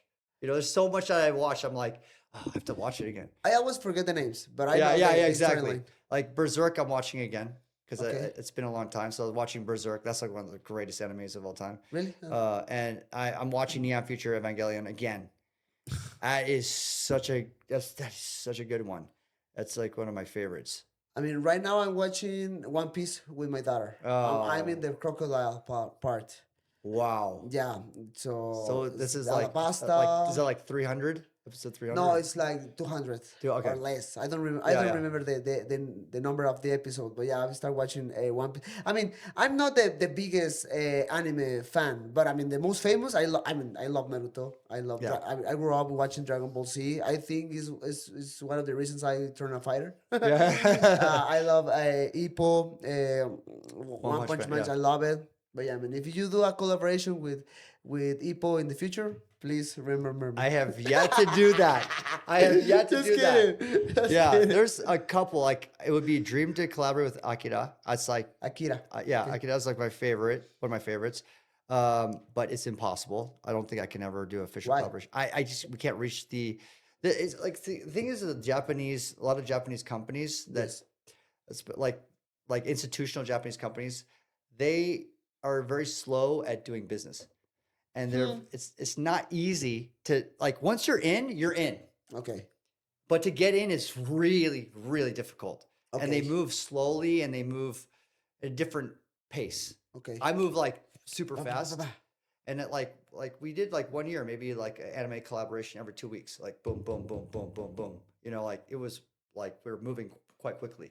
I mean, with One Piece and Dragon Ball, we're doing 4 drops a year. You know, because there's so much IP to use, and there, you know, with Dragon Ball, you have Dragon Ball Z, you have Dragon Ball Super, you have so many different eras of Dragon Ball. One Piece, you have a lot as well. So For sure.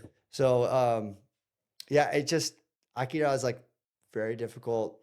Like it's a dream to be able to do this.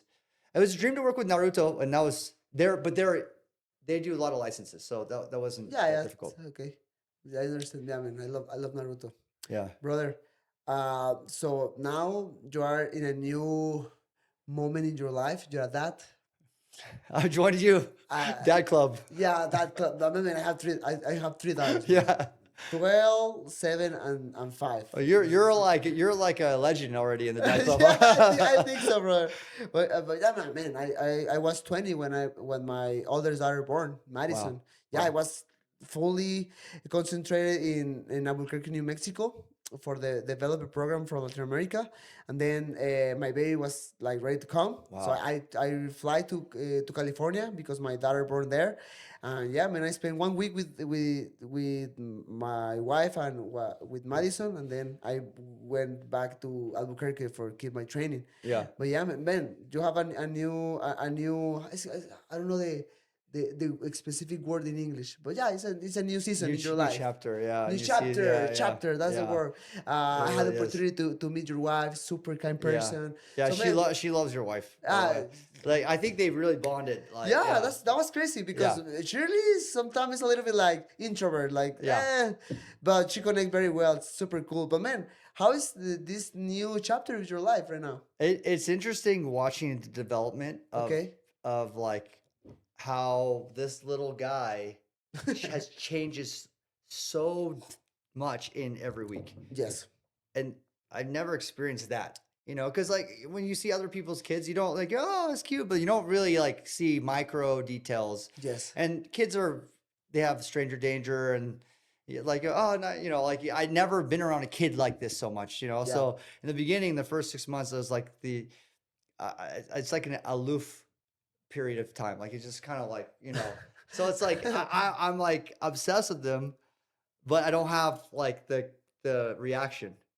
And then after the I would say like, you know, now like 6 and 7 months, 7, 8 months, and now he's like almost 10 months. Okay. Was finally this connection. That connection changes everything for me.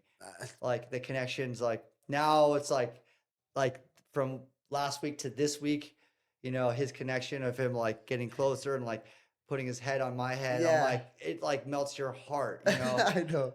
Like the little like the smiles and the laughs. It's like I never experienced like a love like this. So it's like incredible to now like want to be home and want to spend time with him, want to spend time with my wife at the same time, like us three together. It's a beautiful, beautiful new experience for me. I know.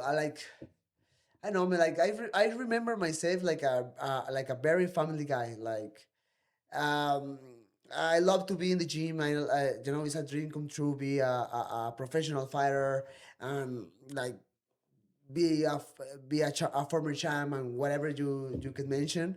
But obviously, my goal is to raise my daughters and be with my family and just the perception of my life, right? Like it's a really easy example like but for example when I was a young kid I was going to the roller coaster like oh I don't care like it can be everywhere now I do something dangerous it's like oh you think twice like because I don't know man life is so fast sometimes Yeah.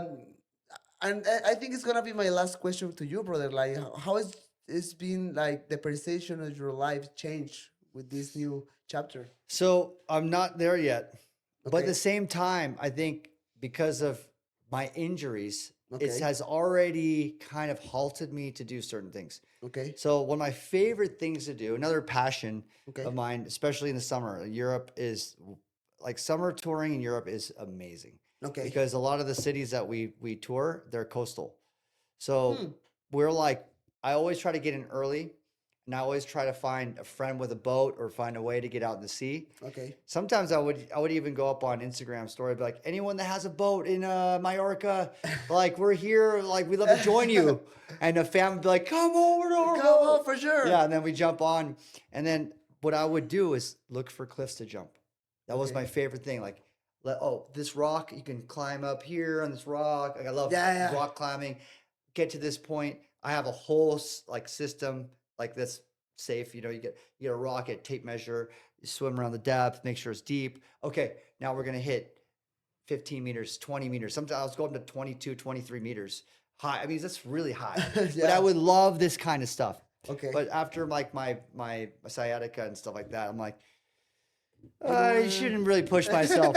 Now, I never thought about like you said, oh no, I have a family. But I've also like, you know, I am an adrenaline seeker, but I never put myself in like a danger where I felt it could really harm me. Because my career has always been, you know, just like you could only do certain things so that you're not inhibiting your career. You don't want to be like, I'm going to go snowboarding and do a flip and this, and that, and the other. And you have a fight like in 6 months. You're like, I'm going to fuck up the fight. That's I got to pay bills. Yeah, for So, sure. I mean, you have that. I have like DJing. I don't want to like, but at the same time, I'm like, I am going to do the flip into the airbag. I have the professionals here. They're going to teach me how to, I have to experience these things. So I definitely have like a higher risk tolerance than especially other DJs that I know. I'm definitely doing wilder things than a lot of my friends. Okay. But it's always with the right professionals. Yeah, we control. Yeah, exactly. In as much of a controlled environment as possible. Man, that's super crazy, Yeah. Man, before to finish this, I would love to do this with you. Because finally, I got my cars from Tops. Oh, shit. So, But bro, before we do this, I also want to give you some gifts. And I want to talk about this. I don't want to. I want to let you to introduce what is that. Okay, so all right. So a couple things. Okay. All right. So please. This is Hero Quest. So this is my IP. This is, you know, this is like my Pokemon. Yeah, you told me that last time. And this is the very first box set. And no way. Yeah. And I wonder. No, maybe I didn't. But like I inscribed a bunch of cards to different people. Like a lot of my friends, like to Tom Brady or to like, you know, like other like people like in the hobby. But next set, I'm going to inscribe one to you. Okay. And there's a lot of interesting cards, but I want to rip this with you. Man, let's go. Yeah. Let's go. So this is the very first set. So this is a story that I wrote during the pandemic. Okay. So when everything shut down, and I was literally burnt out in the studio. I was in the studio for like 2 weeks, right when the pandemic started. Okay. I was like, okay, pandemic's gonna be over in a month. I'm gonna make a lot of music in this time. Okay. Be efficient with my time. After 2 weeks, I'm like, what the hell's going on? And I got burnt out. And then I was like, okay, I need a new passion. And I started writing. And I wrote the first book of Hero Quest. And then now it's official. Now we have cards. Now we have characters. And now we have a world that I built into cards. I'm super excited. Yeah. So let's open this up. Let's go. Right. I mean, I don't have like a. Man, you can see like a little knife. Or I got a plan. It still has a plan. Yeah. So this first set, it's like super short print. There's only 5,000 boxes made. Okay. And there's a lot of one-on-one hits. There's a lot of bounties for one-on-ones. Okay. So there's people that put up bounties, like one bounty is $30,000. Damn. Yeah. So the big chase in here is there's a $30,000 bounty. So how you can get these ones? Well, you have to pull it. You have to try to get this. But I mean, where I can. Oh, buy where these can you buy? boxes? Okay. Yeah. So it's sold out online. Sold out pretty quickly, but it's like available through a couple breakers. Like Blez has it. Blez bought some cases. Yes. So they have some. DA Card World, they have some as well, but it's getting harder and harder to find. This is super Okay, so crazy, man. Brendan, this is your surprise to me. box. So if you pull Bounty, Okay. it's yours. Okay. So All right. I'll tell you more about this. We'll open it together. Okay. Out of the 12 packs, there's 5 of the packs have numbered cards. Okay. So on the back, it's like a numbered card. All right. And we want to hit the 1-1. All right. Let's go. Over 200 How many cards per pack? 5 cards. 5 cards. Okay. So it's a high premium card set, and they're not playable. It's not like Okay. Just it's just like it's like a just collectible. Let's go. Yeah. Let's go. There we go. Let's go. Let's go. Okay. All right. So all the blues are base. Okay. So any blue cards base. And the yellow cards are like non-serialized, so they're not numbered, but they're like shorter print. Okay. What about these ones? That's to 77. So turn the back. So you have a 77. Yes. And that looks like, is that a Morgana? Morgana Grimfeather. She's One of a 77. big character. So Okay. 1 of 77. That's a really nice serial. Man, that's nice. Yeah, you got the bookend number 1. And the history is about what? Like what happened in the history? The history is it's like the story really is that this character hero, he travels to 10 different factions. Okay. So this story is really about factions. Okay. The characters in the factions, it's kind of like their own worlds. And each faction has a ring. And the ring has a strong power, and hero collects the rings to save the world. Okay. But in the process of collecting these rings, he turns into Hyro. Huh. He doesn't realize it, but he actually turns into like a kind of evil character at the end of the book 1. Huh. And he finds out, I'm going to spoil this, but he finds out like, cause like the story starts out with this little boy hero. These 3 doctors go, hey, you're smart. We need your help to save the world because this meteor is coming. Okay. And he's like, okay, I'm going to help you. They turn him into hero, like this superhero. Yes. And you have to go collect these rings into these different worlds. Okay. Like zombies, fairies, witches and wizards, AI. They're all very identifiable worlds. Okay. And then he turns into Hyro, which was the 3 doctors' mission. And we realize then is that they lied to him. He was made in a lab. He was never a boy. So they implanted this thought. Like they made him in a lab. Okay. Okay. And they're like, you're actually a boy. You're like, you have this backstory. It's not true. Okay. And we like tricked you so that we can get these rings. All right. Because we can't get the rings otherwise. And like you transform into Hyro. So that was the end of book 1. Oh man, that's crazy. Yeah. So it's a interesting story. Man, and where can I find the books? The book sold out. We did like 3 printings and sure. sold. Yeah. For sure it's sold out. But I'm gonna get that for you. But Thank I you, have brother. like a copy. It's just unfortunate. We did such short print. Everything sold out so fast. But we're gonna make more because I understand. we're startup. So Don't worry, my man. Okay. all right. So we have that's a short print. This is Alora. She's like Hero's love interest. These are really cool faction cards. So Okay. so factions and rings are like the 2 main sets. Okay, faction. So this is a serialized card to 77.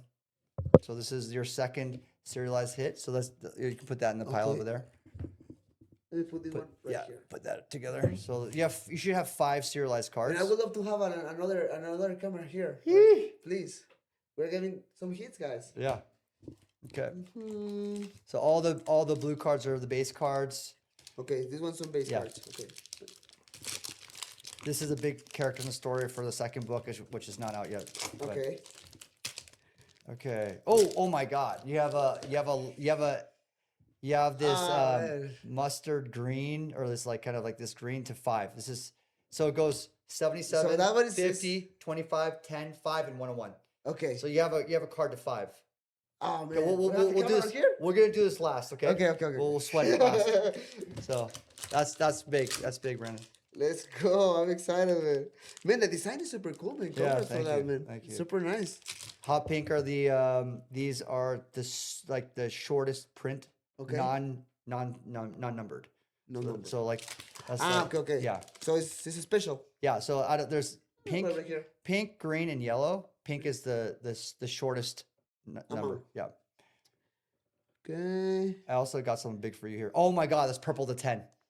That's good. That's purple to 10. Ah, man. Yeah, it's You're purple making to me 10. super excited. R1134. 4 to 10. 4 of 10. That's good. R1134 is a legacy Where's the character. camera? Right here.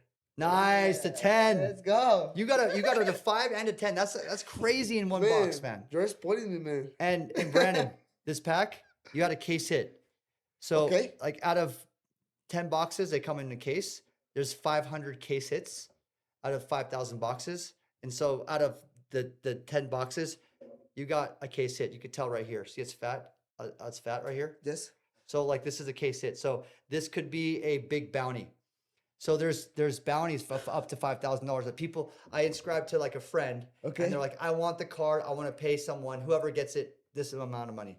Oh, So man. hopefully we're going to do this last too. Okay. You have two, you have 3 big hits. Man. Okay, let's keep going. Crazy right now. Because the Tom Brady, I inscribed to Tom Brady. Yes. Card Vault paid $6,000 for this card. No way. $6,000. $6,000. $6,000 for the card. They paid the guy. Oh my. So it's like some big ones. Brother. That's Oh, crazy. nice. Goth Holly is 77. She's another big Man, character. I love the colors, man. I love this one. 77. Yeah, Yeah. bro. What is this? Bro, you got a lot of hit. 1, 2, You 3, know, 4, 5, You know. 6. You have 6. What can I say, guys? What can I say right here? Dude, that looks like a fighter. That looks like a Brandon Moreno fight. That looks like a Brandon Moreno right there, dude. If you want to keep repeat cards with me, you can come. I can help you. You got a lucky box. Here's another hit for you, brother. Oh, let's go. Dude, man. that I've never. I'm gonna It's like set my you card definitely right now. have guaranteed 5 serialized hits. You have now 6 because you have this one. Okay. Dude, that's like All right. that's crazy, bro. Mm-hmm. The Asus. Yeah, DSOs is Yes. that's the mutant faction. Okay. New infection. Actually, you know what? Next set, Yeah. I'd love to make a character of you and put in the set. You did it. Yes. Hands. I'm It's gonna done. be a character. You know what? I want to make a mutant character. Man. DSOs. So DSOs, the DSOs faction, one of the main characters is Kong. Okay. You know where it came from? Kong 2.0. Kong 2.0. My song with Nathaniel Elcano. No way. Yes. So the a lot of the song titles. A lot of the characters Yes. they come from my song titles. That's crazy. So I made Aoki, Kind of. and then the second song I made with Nathaniel Elcano was Kong 2.0. And so I Right. made a character called Kong that's mutated King Kong. It's a mutated version of a big gorilla. Yeah.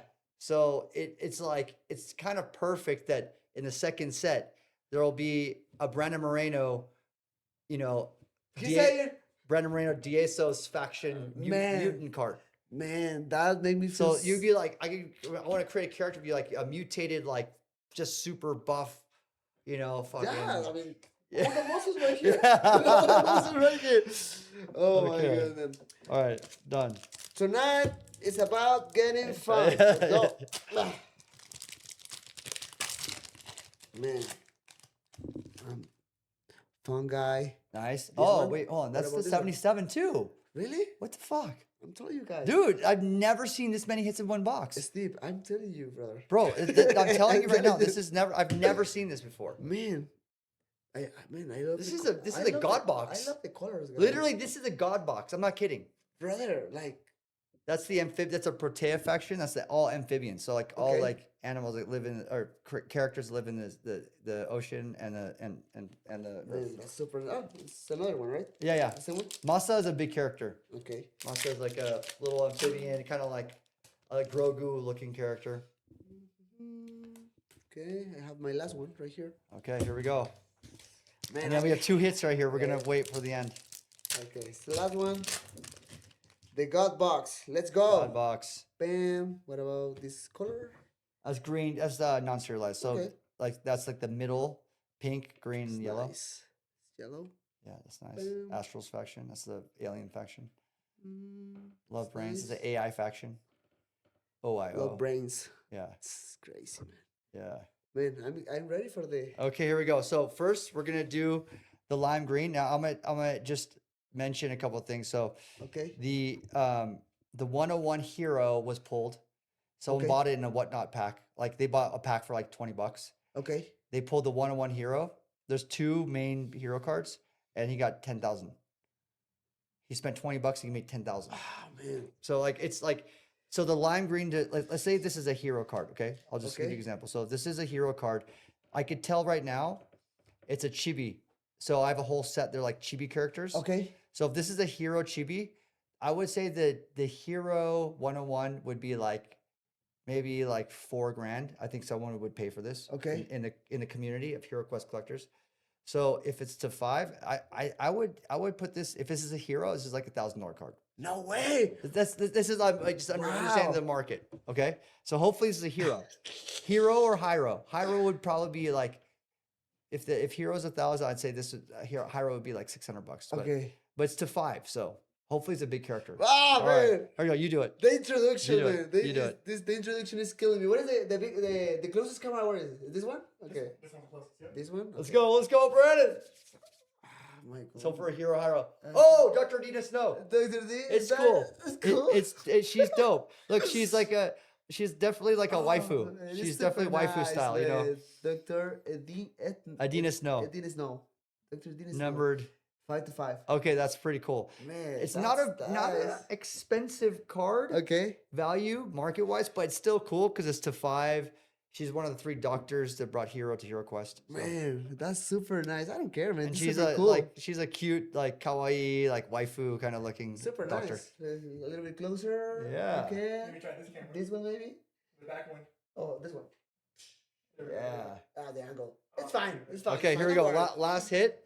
Okay, last hit. Last hit. So this is like the Yep. fat boy. So the reason why they're thick on the Yep. side Yep. is that I brought something from sports card world. Like, you know, in sports cards, UFC cards, you have your patches. Yes. You know, the patches yes, from yes. shorts, patches from the basketball jerseys. So TCG, they don't do patches. I know.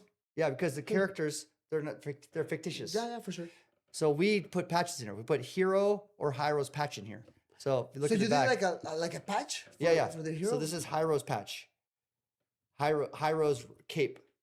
So we like have a red, like big red cape that we Okay. used, and we documented. This is Hyro's cape and this is Hero's cape. So there's 500. There's 250 Hyros and 250 Heroes, Okay. and there's only 500 patch cards. So you got one of them. Okay. And on the card, it's autographed. So I've autographed it. It says autographed by Steve Aoki. Okay. So I autographed it like, you know, before we put this in. And then I inscribed 161 of the 500 cards. Okay. And when I say inscribe, it's like I write a note. Okay. So but I write to a lot of my friends, like a lot I of understand. collectors and like some other celebrities. Yeah. And then some of them are like, I want to pay some money for this. So Okay. this could be a big bounty. I already know what the bounties are, so you could go ahead and display it, and I'll tell you if it's a bounty. But either way, you got a case hit. This is still a win. It's a win. 100%, man. Now you can see if a mega win's gonna come. Guys, you are ready or not? Let's go. I want to see it. I want to see it. Bam. Whoa! Nice. I mean, no Wait. inscription, Okay. no bounty, Okay, but okay. still, It's bad. you got a case hit. A With your Hyro red with- cape. With your sign and everything. Yeah. Man, this looks super nice, man. Let me autograph, put your name on there or Please, something. I I mean, mean, you have I gotta Sharpie? get. I don't have one right now, but Okay. please, for sure, man. That's nice, brother. Dude, what a box! You know can what? Can we look at those cards real quick? I These just ones? want to I want to go through them really I'm quick. Super, right? I want to count how many I always cards. try to be super delicate with the cards. So this is crazy, and I should have gone live on my account because I've never seen this. So this is a good one to document. Like you have one relic card, okay. you have a to 5, 1. You have a purple to 10, so you have to 5. Yeah. A purple to 10 R1134, 2. Okay. You have these are all 77, so you have the 2 inserts. You have Masa 77. Okay. 3. You have a postcard card to 77. 4. Okay. 4. And then you have Morgana 77, Goth Holly 77, and the Chibi Tormentor 77. So 1, 2, 3, 4, 5, 6, 7. 7 And the 5. relic card. Man. I usually only be 5. This is absurd. That's crazy. Man, that's crazy, brother. No, Wow. Thank you so much, man, for this. It's gonna Yeah. be special in my collection for sure. Yeah, so this is if you don't mind like doing an edit just for that, I'll post that on the Hero Quest channel. Oh Like, man, of 100%. This, of this the part of hits. the this part of Yeah. the video is yours. Yeah, For sure. dude, that's Man, really really cool. That's super nice, man. And especially for the colors and the textures, man. Thank you, brother. That's super nice. That's crazy. All right, so I'll put this we're away. gonna take care of Yeah, this later. we can put it in Don't the worry. corner or something. Yeah, I'll just put it right here over here. Oh yeah, so the next thing I want to share with you Please. is so post COVID. Okay. I obviously during COVID I got super into cards. This is when I got really really into it. Okay. So I was collecting cards. I was like collecting comic books. I was hunting for manga even back then. But I looked at collectibles, and there's every collectible.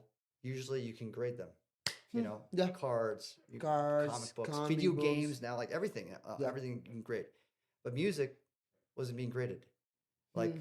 music collectibles, like you know, Yes. like rare records and CDs and tapes, and people collect them. People spend Yeah. money on them. So I started a grading company in 2022. It took about a year in development. And 2022, we launched AMG. Oh, so you start your own grading company. Great, yeah, exactly. Only for music, Okay. only for vinyl, CDs, cassettes, 8-track. Huh. And now we're doing reels. We're doing anything music. We're doing guitar picks. Anything that deals with music. We are the source to turn it into a collectible. Okay. So if you don't want to listen to it ever again, you want to send it to AMG. Okay. You don't want to play that video game ever again, and it's a collectible. You send it to grading. You don't want to Okay. read the comic book ever again. You grade it. You don't want to sure. hold the card ever again. You grade it. You know, so same kind of thing. So what I want to share with you is this is the very first Hero Quest CD I did, and this is a sealed Japanese import. I autographed it inside here. These Japanese Steve CDs from the very first Hero Quest. I'm on Hero Quest 3 right now. So Okay. I've been doing Hero Quest albums since COVID. So it's the first one. This is the very first one. Okay. This I don't think ever was made to the market, and if it was very short print. Okay. So this is a really rare sealed copy, and I have a few of them. So of course I was like, I want to share. Potentially, I think your first graded music release. 100%. It's my first one, man. This is super cool, brother. Isn't it cool? It's like a cool Man. slab. Man, I'm super happy for you, man, Yes, because thank you, you brother. are like a huge collector and you're doing all this, man. That's nice. It's huge, Yeah, man. Let's go to my collection straight. Thank you, man. Absolutely. Appreciate it. What is this? and then this is That's nice. we talked about Dimmock, how Dimmock has His neck. this year we're celebrating Dimmock 30. 10 years ago we celebrated Dimmock 20. Okay. So we released a vinyl, and they're all sealed. So I found a few of these, and we're like, oh my God, they're still sealed 10 years later. To get sealed music that's factory sealed Yeah. is very, very, like the older you get, depending on the record, it's very valuable. Okay. Because, just like Pokemon cards that are pristine, with music, if you didn't open the record to play it, Yes. it's strange. It's strange. Super strange. So if you find one sealed, like from 1960, 70, 80, 90, whatever, 2000, yes. it's like very special and very collectible. So this is a sealed copy, AMG 10, of Dimmock's 20th anniversary. And it's a nice collectible. I mean, That's fucking celebrating crazy, Dimmock, man. definitely want to share this with you. So this is the job you're doing in AMG, right? Yeah. All the vinyls, all the man. That's crazy. Denmark Records. And this 20th anniversary. like another cool thing for collecting music to share. Yep. So sealed copies, the AMG actually does inspection, make sure the seal is legitimate. Okay. A lot of counterfeit seals in the world. Of course. People counterfeit because the price goes up like crazy. Yeah. The hype sticker is actually very important for collectors too. Like this Dimmock record sticker, Yes. because it shows that it was like back then. This is how it promoted the song, the thing. If you flip it over, you have a lot of information here. The notes. First pressing.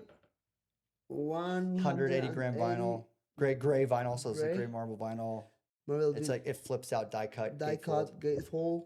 It's a Limited limited edition edition. of 2000. Man, that's insane. 20-page booklet and printed inner sleeve plus download a card and hype sticker. Yeah, Man, that's Super insane, man. Yeah. That's super crazy. This machine kills day by the night. Man, Yeah. you're the And man, brother. Brandon, like I'm curious if you would grade anything, what would it be? If it was music, Whatever. if it was Ah, it music. was music. Yeah, yeah. Your favorite album that's like, like Man, I love this one. For example. yeah. Like, no, for sure. Like, Yeah. I mean, I remember because obviously I wasn't like so deep in music when I was like 10 years old or youngest. But I remember my brother and sister collecting discs from different CDs, bands, yeah, CDs yeah. from bands, maybe Mana Oh or yeah. Linkin Park, all Yeah, these yeah, yeah. guys. Yeah, man, I don't know why, but I love the size. I love this. Yeah, It it's looks very very cool size. collectible. You Very know? cool, yeah. So yeah, in music, yeah, this one for sure. What else? How you say in English? The cassettes. Yeah, the cassettes are cool. Cassettes, man. Really I think cool. that will Yeah. be my answer. Cassettes. A sealed Mana cassette from That 1980 something. This would be crazy. Yeah. 100%. Or sealed Linkin Park. That You goes do- for a lot of money, yeah. You do that here? Yeah. You can do it. Yeah. I mean, sealed cassettes from like Tupac, sealed cassettes from Linkin Park, they go for like thousands of dollars now. They go for, like it's a cassette that you don't even think about. When you grade it, it shows that it's authentically sealed. It shows that the numerical grade, what's the quality of the condition. Okay. Cards, it's so important. Obviously, comic books, all of these things are important. And it's Yeah. also important to music too. So it's interesting. Like just recently in Golden, a sealed Notorious B.I.G. CD AMG 10 sold for close to $30,000 a CD. An Man. AMG 10, like the highest grade CD of B.I.G. 30,000. It's unbelievable. That's crazy. bro. Unbelievable. So people are paying a lot of money for like sealed and graded music. Man, that's insane. How much you work with Golden? Like, because they do like huge auctions, right? Yeah, we work closely with Golden. I mean, obviously we work with all the auction houses, but Golden we have a very close Yeah, relationship. I saw the episode with them in Netflix. Yeah. In the show. Yeah. Super nice. Yeah. Man, thank you so much, brother. Yeah, this is brother. gonna be in my collection 100%. For Just, sure. I would love to open this one. Let's with do you. it. Let's Man, do it. dude, I was like, oh, I'm gonna surprise Steve Aoki with my cards, but then he's bringing this amazing set Dude, of cards. God box. the First God vinyls. box I've seen. Man, I'm just trying to do my best. But yeah, I'm just gonna open this one, man. Okay. You already opened this one? Yeah, right? I opened it on day of release. On day of release, I got to open this. Yeah, I was very jealous. Yeah. I got pulled the John Jones to 25. No way. Pulled the John Jones to What is- 25. That's your biggest hits in this one? Yeah, that was the biggest hit. I opened like a few other boxes just last weekend, Okay. but nothing like the John Jones to 25. That was crazy. Like getting Man, John Jones auto is always great of the GOAT. can you see how I'm Who- fighting? Who's with your this? top five UFC fighters of all time? Wow, but that's a huge statement, bro. That's a huge statement because I don't know, like St. Pierre, 100%. I think it's my number GSP? one. GSP? GSP, I Yeah. love GSP. I Yeah, think he- he's gonna yeah. be my number one. Okay. Why him? Why? For the style, and more for the style because how he managed out of the octagon. He's No. a gentleman. Yeah, He's a right. really kind person. I very agree. nice. I agree. And that means a lot to me. For Yeah. a lot of fans, that is like that's fine, but that's not the most important. Yeah, thing. right. But to me, like I mean, all the success you are getting in life, in your career, super famous, whatever. But then you are a kind Grounded, person, humble, humble, treat people like the way they should be treated. man. You know. That He- means, to me, it's like amazing. You know, He was actually one of the first UFC fighters, the big UFC fighters I ever met, too. Really? John Jones was one of the early fighters I met back in the day. But he was like one of the first, I think, back in like early 2010s. I mean, obviously John Jones, but I mean, I don't want to talk too much about John Jones. His life out of the octagon is like kind of weird. But I'm talking about talent. Yeah. I mean, Any comparison? and John, like, I had a lot of great stories with John. Like, he's come to my shows. He's rode in the raft with me back in the early 2010s, like Okay. mid 2010s. We were doing the raft. He'd throw cakes with me. Like, back then. I haven't seen him since then. Like Okay. you know, it's been like 10 years since I've like really hung out with John Jones. Okay. But like when he was like 10 years ago, like we had a pretty good friendship. Yeah. And I met him in 2014. Super kind person. Yeah, You know? yeah. Like something happened maybe with the alcohol, or, you know. But in person, super nice, super educated, and everything. Just you know, Demetrius Johnson has to be in my list. DJ Demetrius Johnson, Oh yeah. Mighty Mouse? Mighty Mouse, yeah. amazing. Obviously, Mighty Mouse. Uh, Wow. the Wow. people don't put all the respect on him, maybe because he was a flyweight, but to me, it's Yeah. like what he was doing in the octagon. But you know what's interesting that a lot of people they really support him, even though he's like one of those guys that he could have had his big moment, Yeah, but it was pulled from him. You know, I know.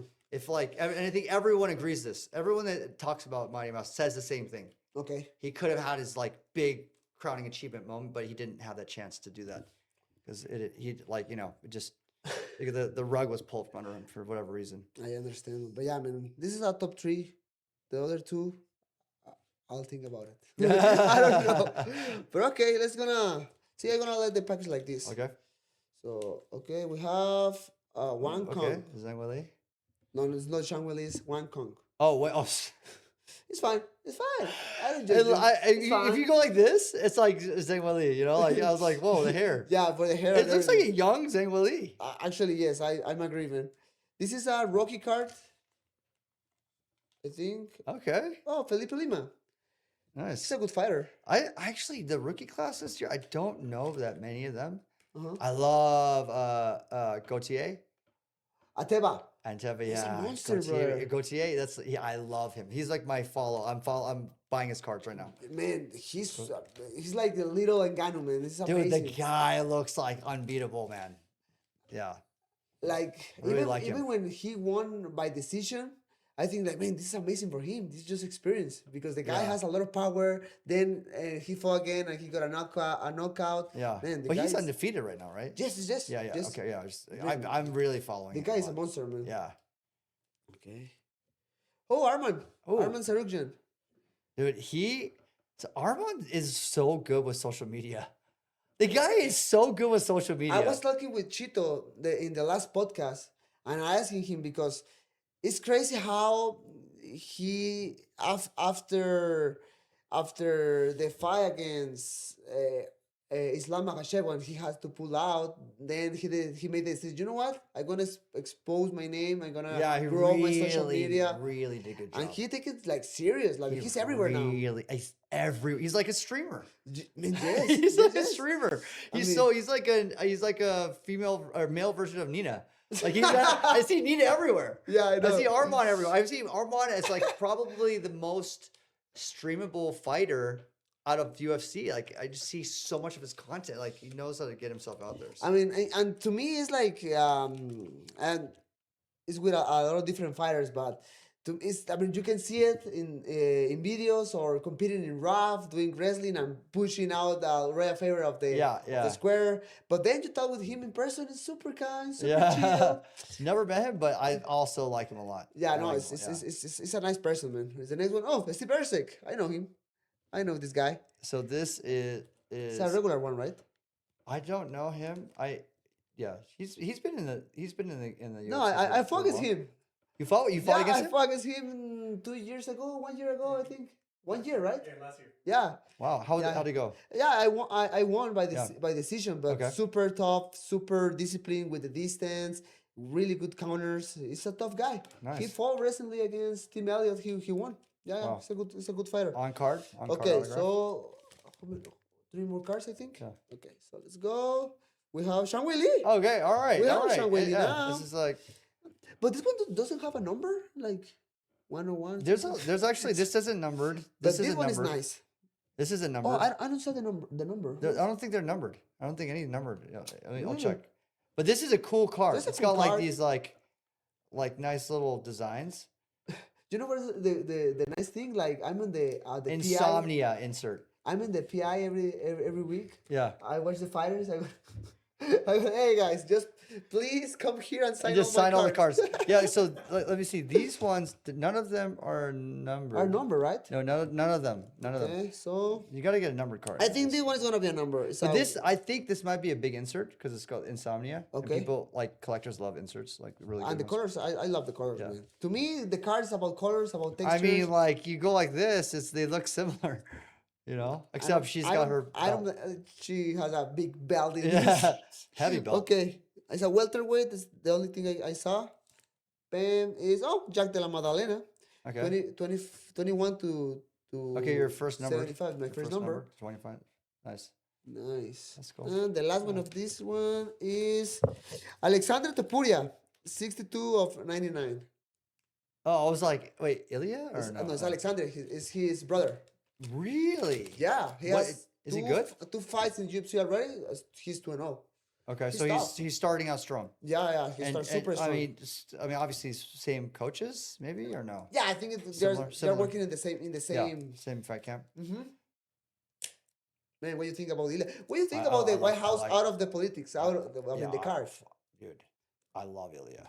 I've been waiting for this fight. I'm a big Ilya fan. I love Ilya. Man, it's I mean, it's the tough. thing. It's like like I'm actually friends with a lot of fighters. Yeah, And then they're promoting the fights. They're like obviously like saying all kinds of crazy stuff. yes.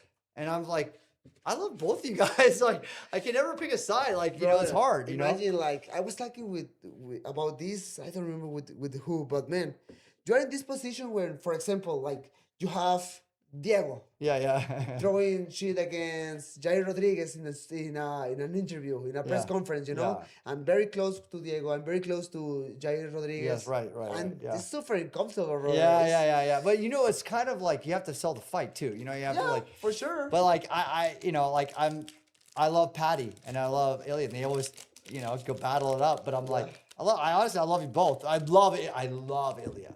I love Topuria a lot. Like he might be like Kamza, Ilya. Those are two like big. As far as my card collection, Yeah. UFC current, like those ones, I was going for big on the Ilya cards. Man, and I mean, talking about his fighting style, the motherfucker is tough, man. Yeah, I mean that fight with Max. I mean, I'm also close with Max too. We're good friends with Max. Yeah. Holy shit, that was a really crazy fight. When he knocked him, I was like, oh my god! First time Max went down. Man, Volkanovski, Holloway, Oliveira, back to back.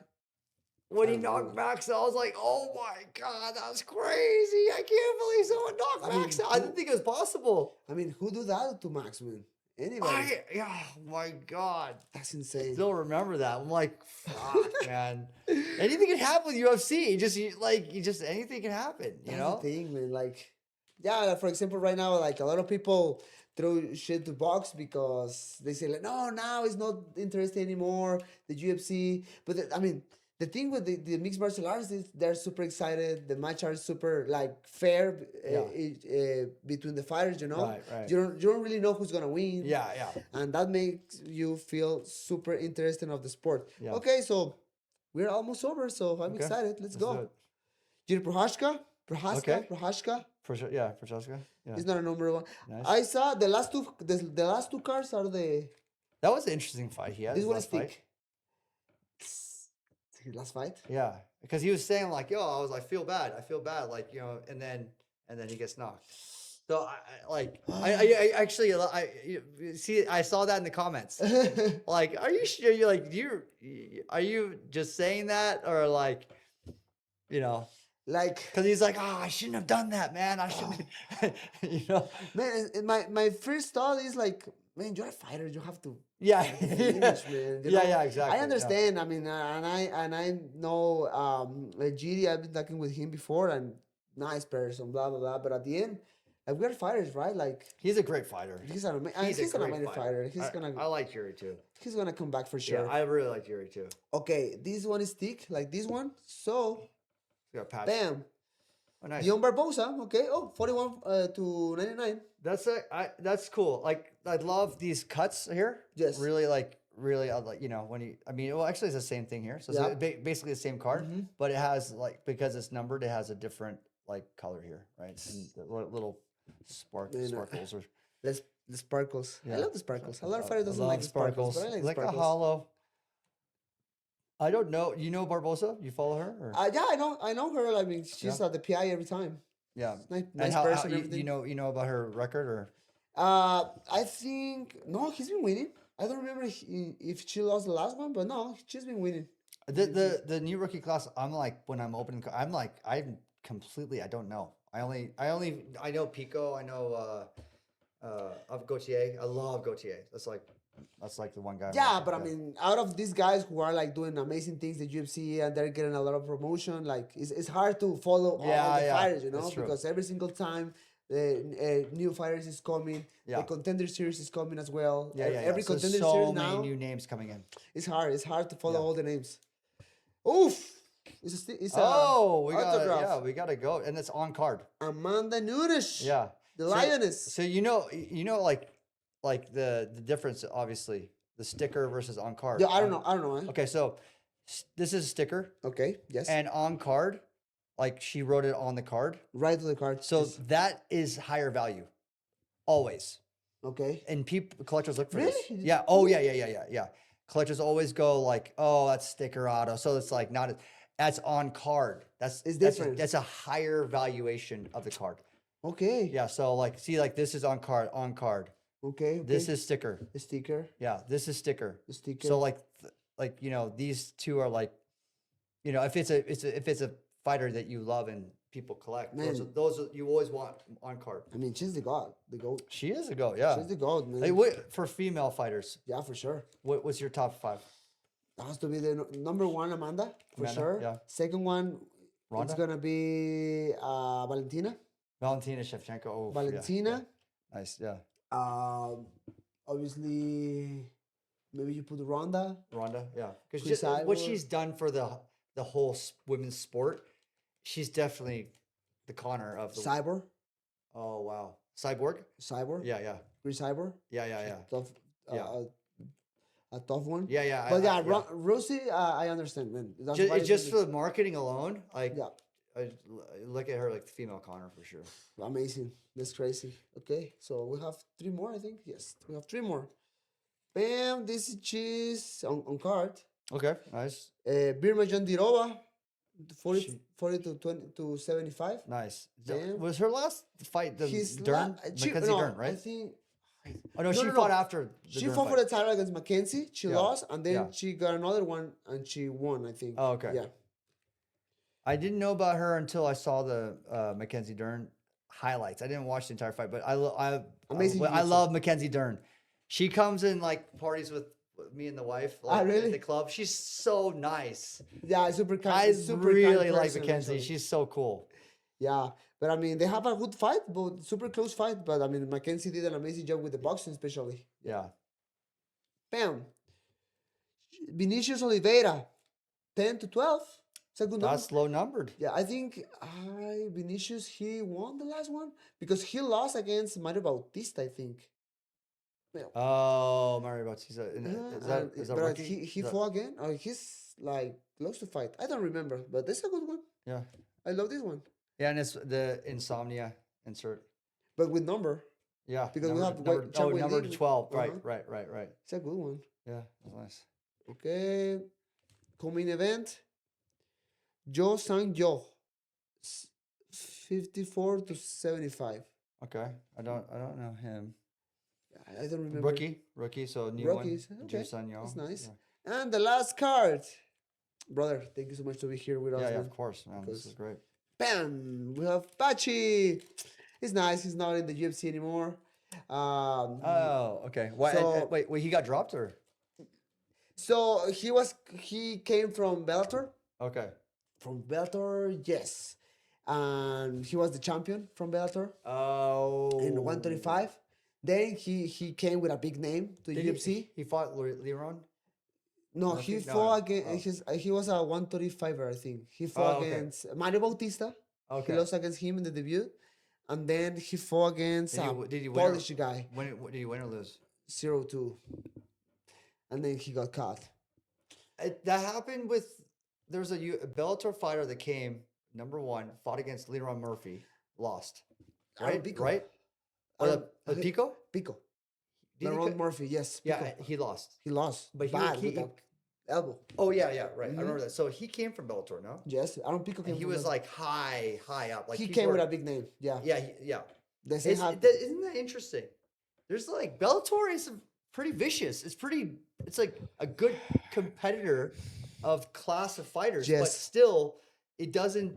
UFC is like the major leagues. I mean, to me, right? that It's like ma- it's like the highest level, right? It's like there's a different level of fighting, right? like to me put the case very clear to, I mean, who has the best talent in the roster. You know, like UFC has amazing fighters in the top 5, top 15, if you want, out of the rankings.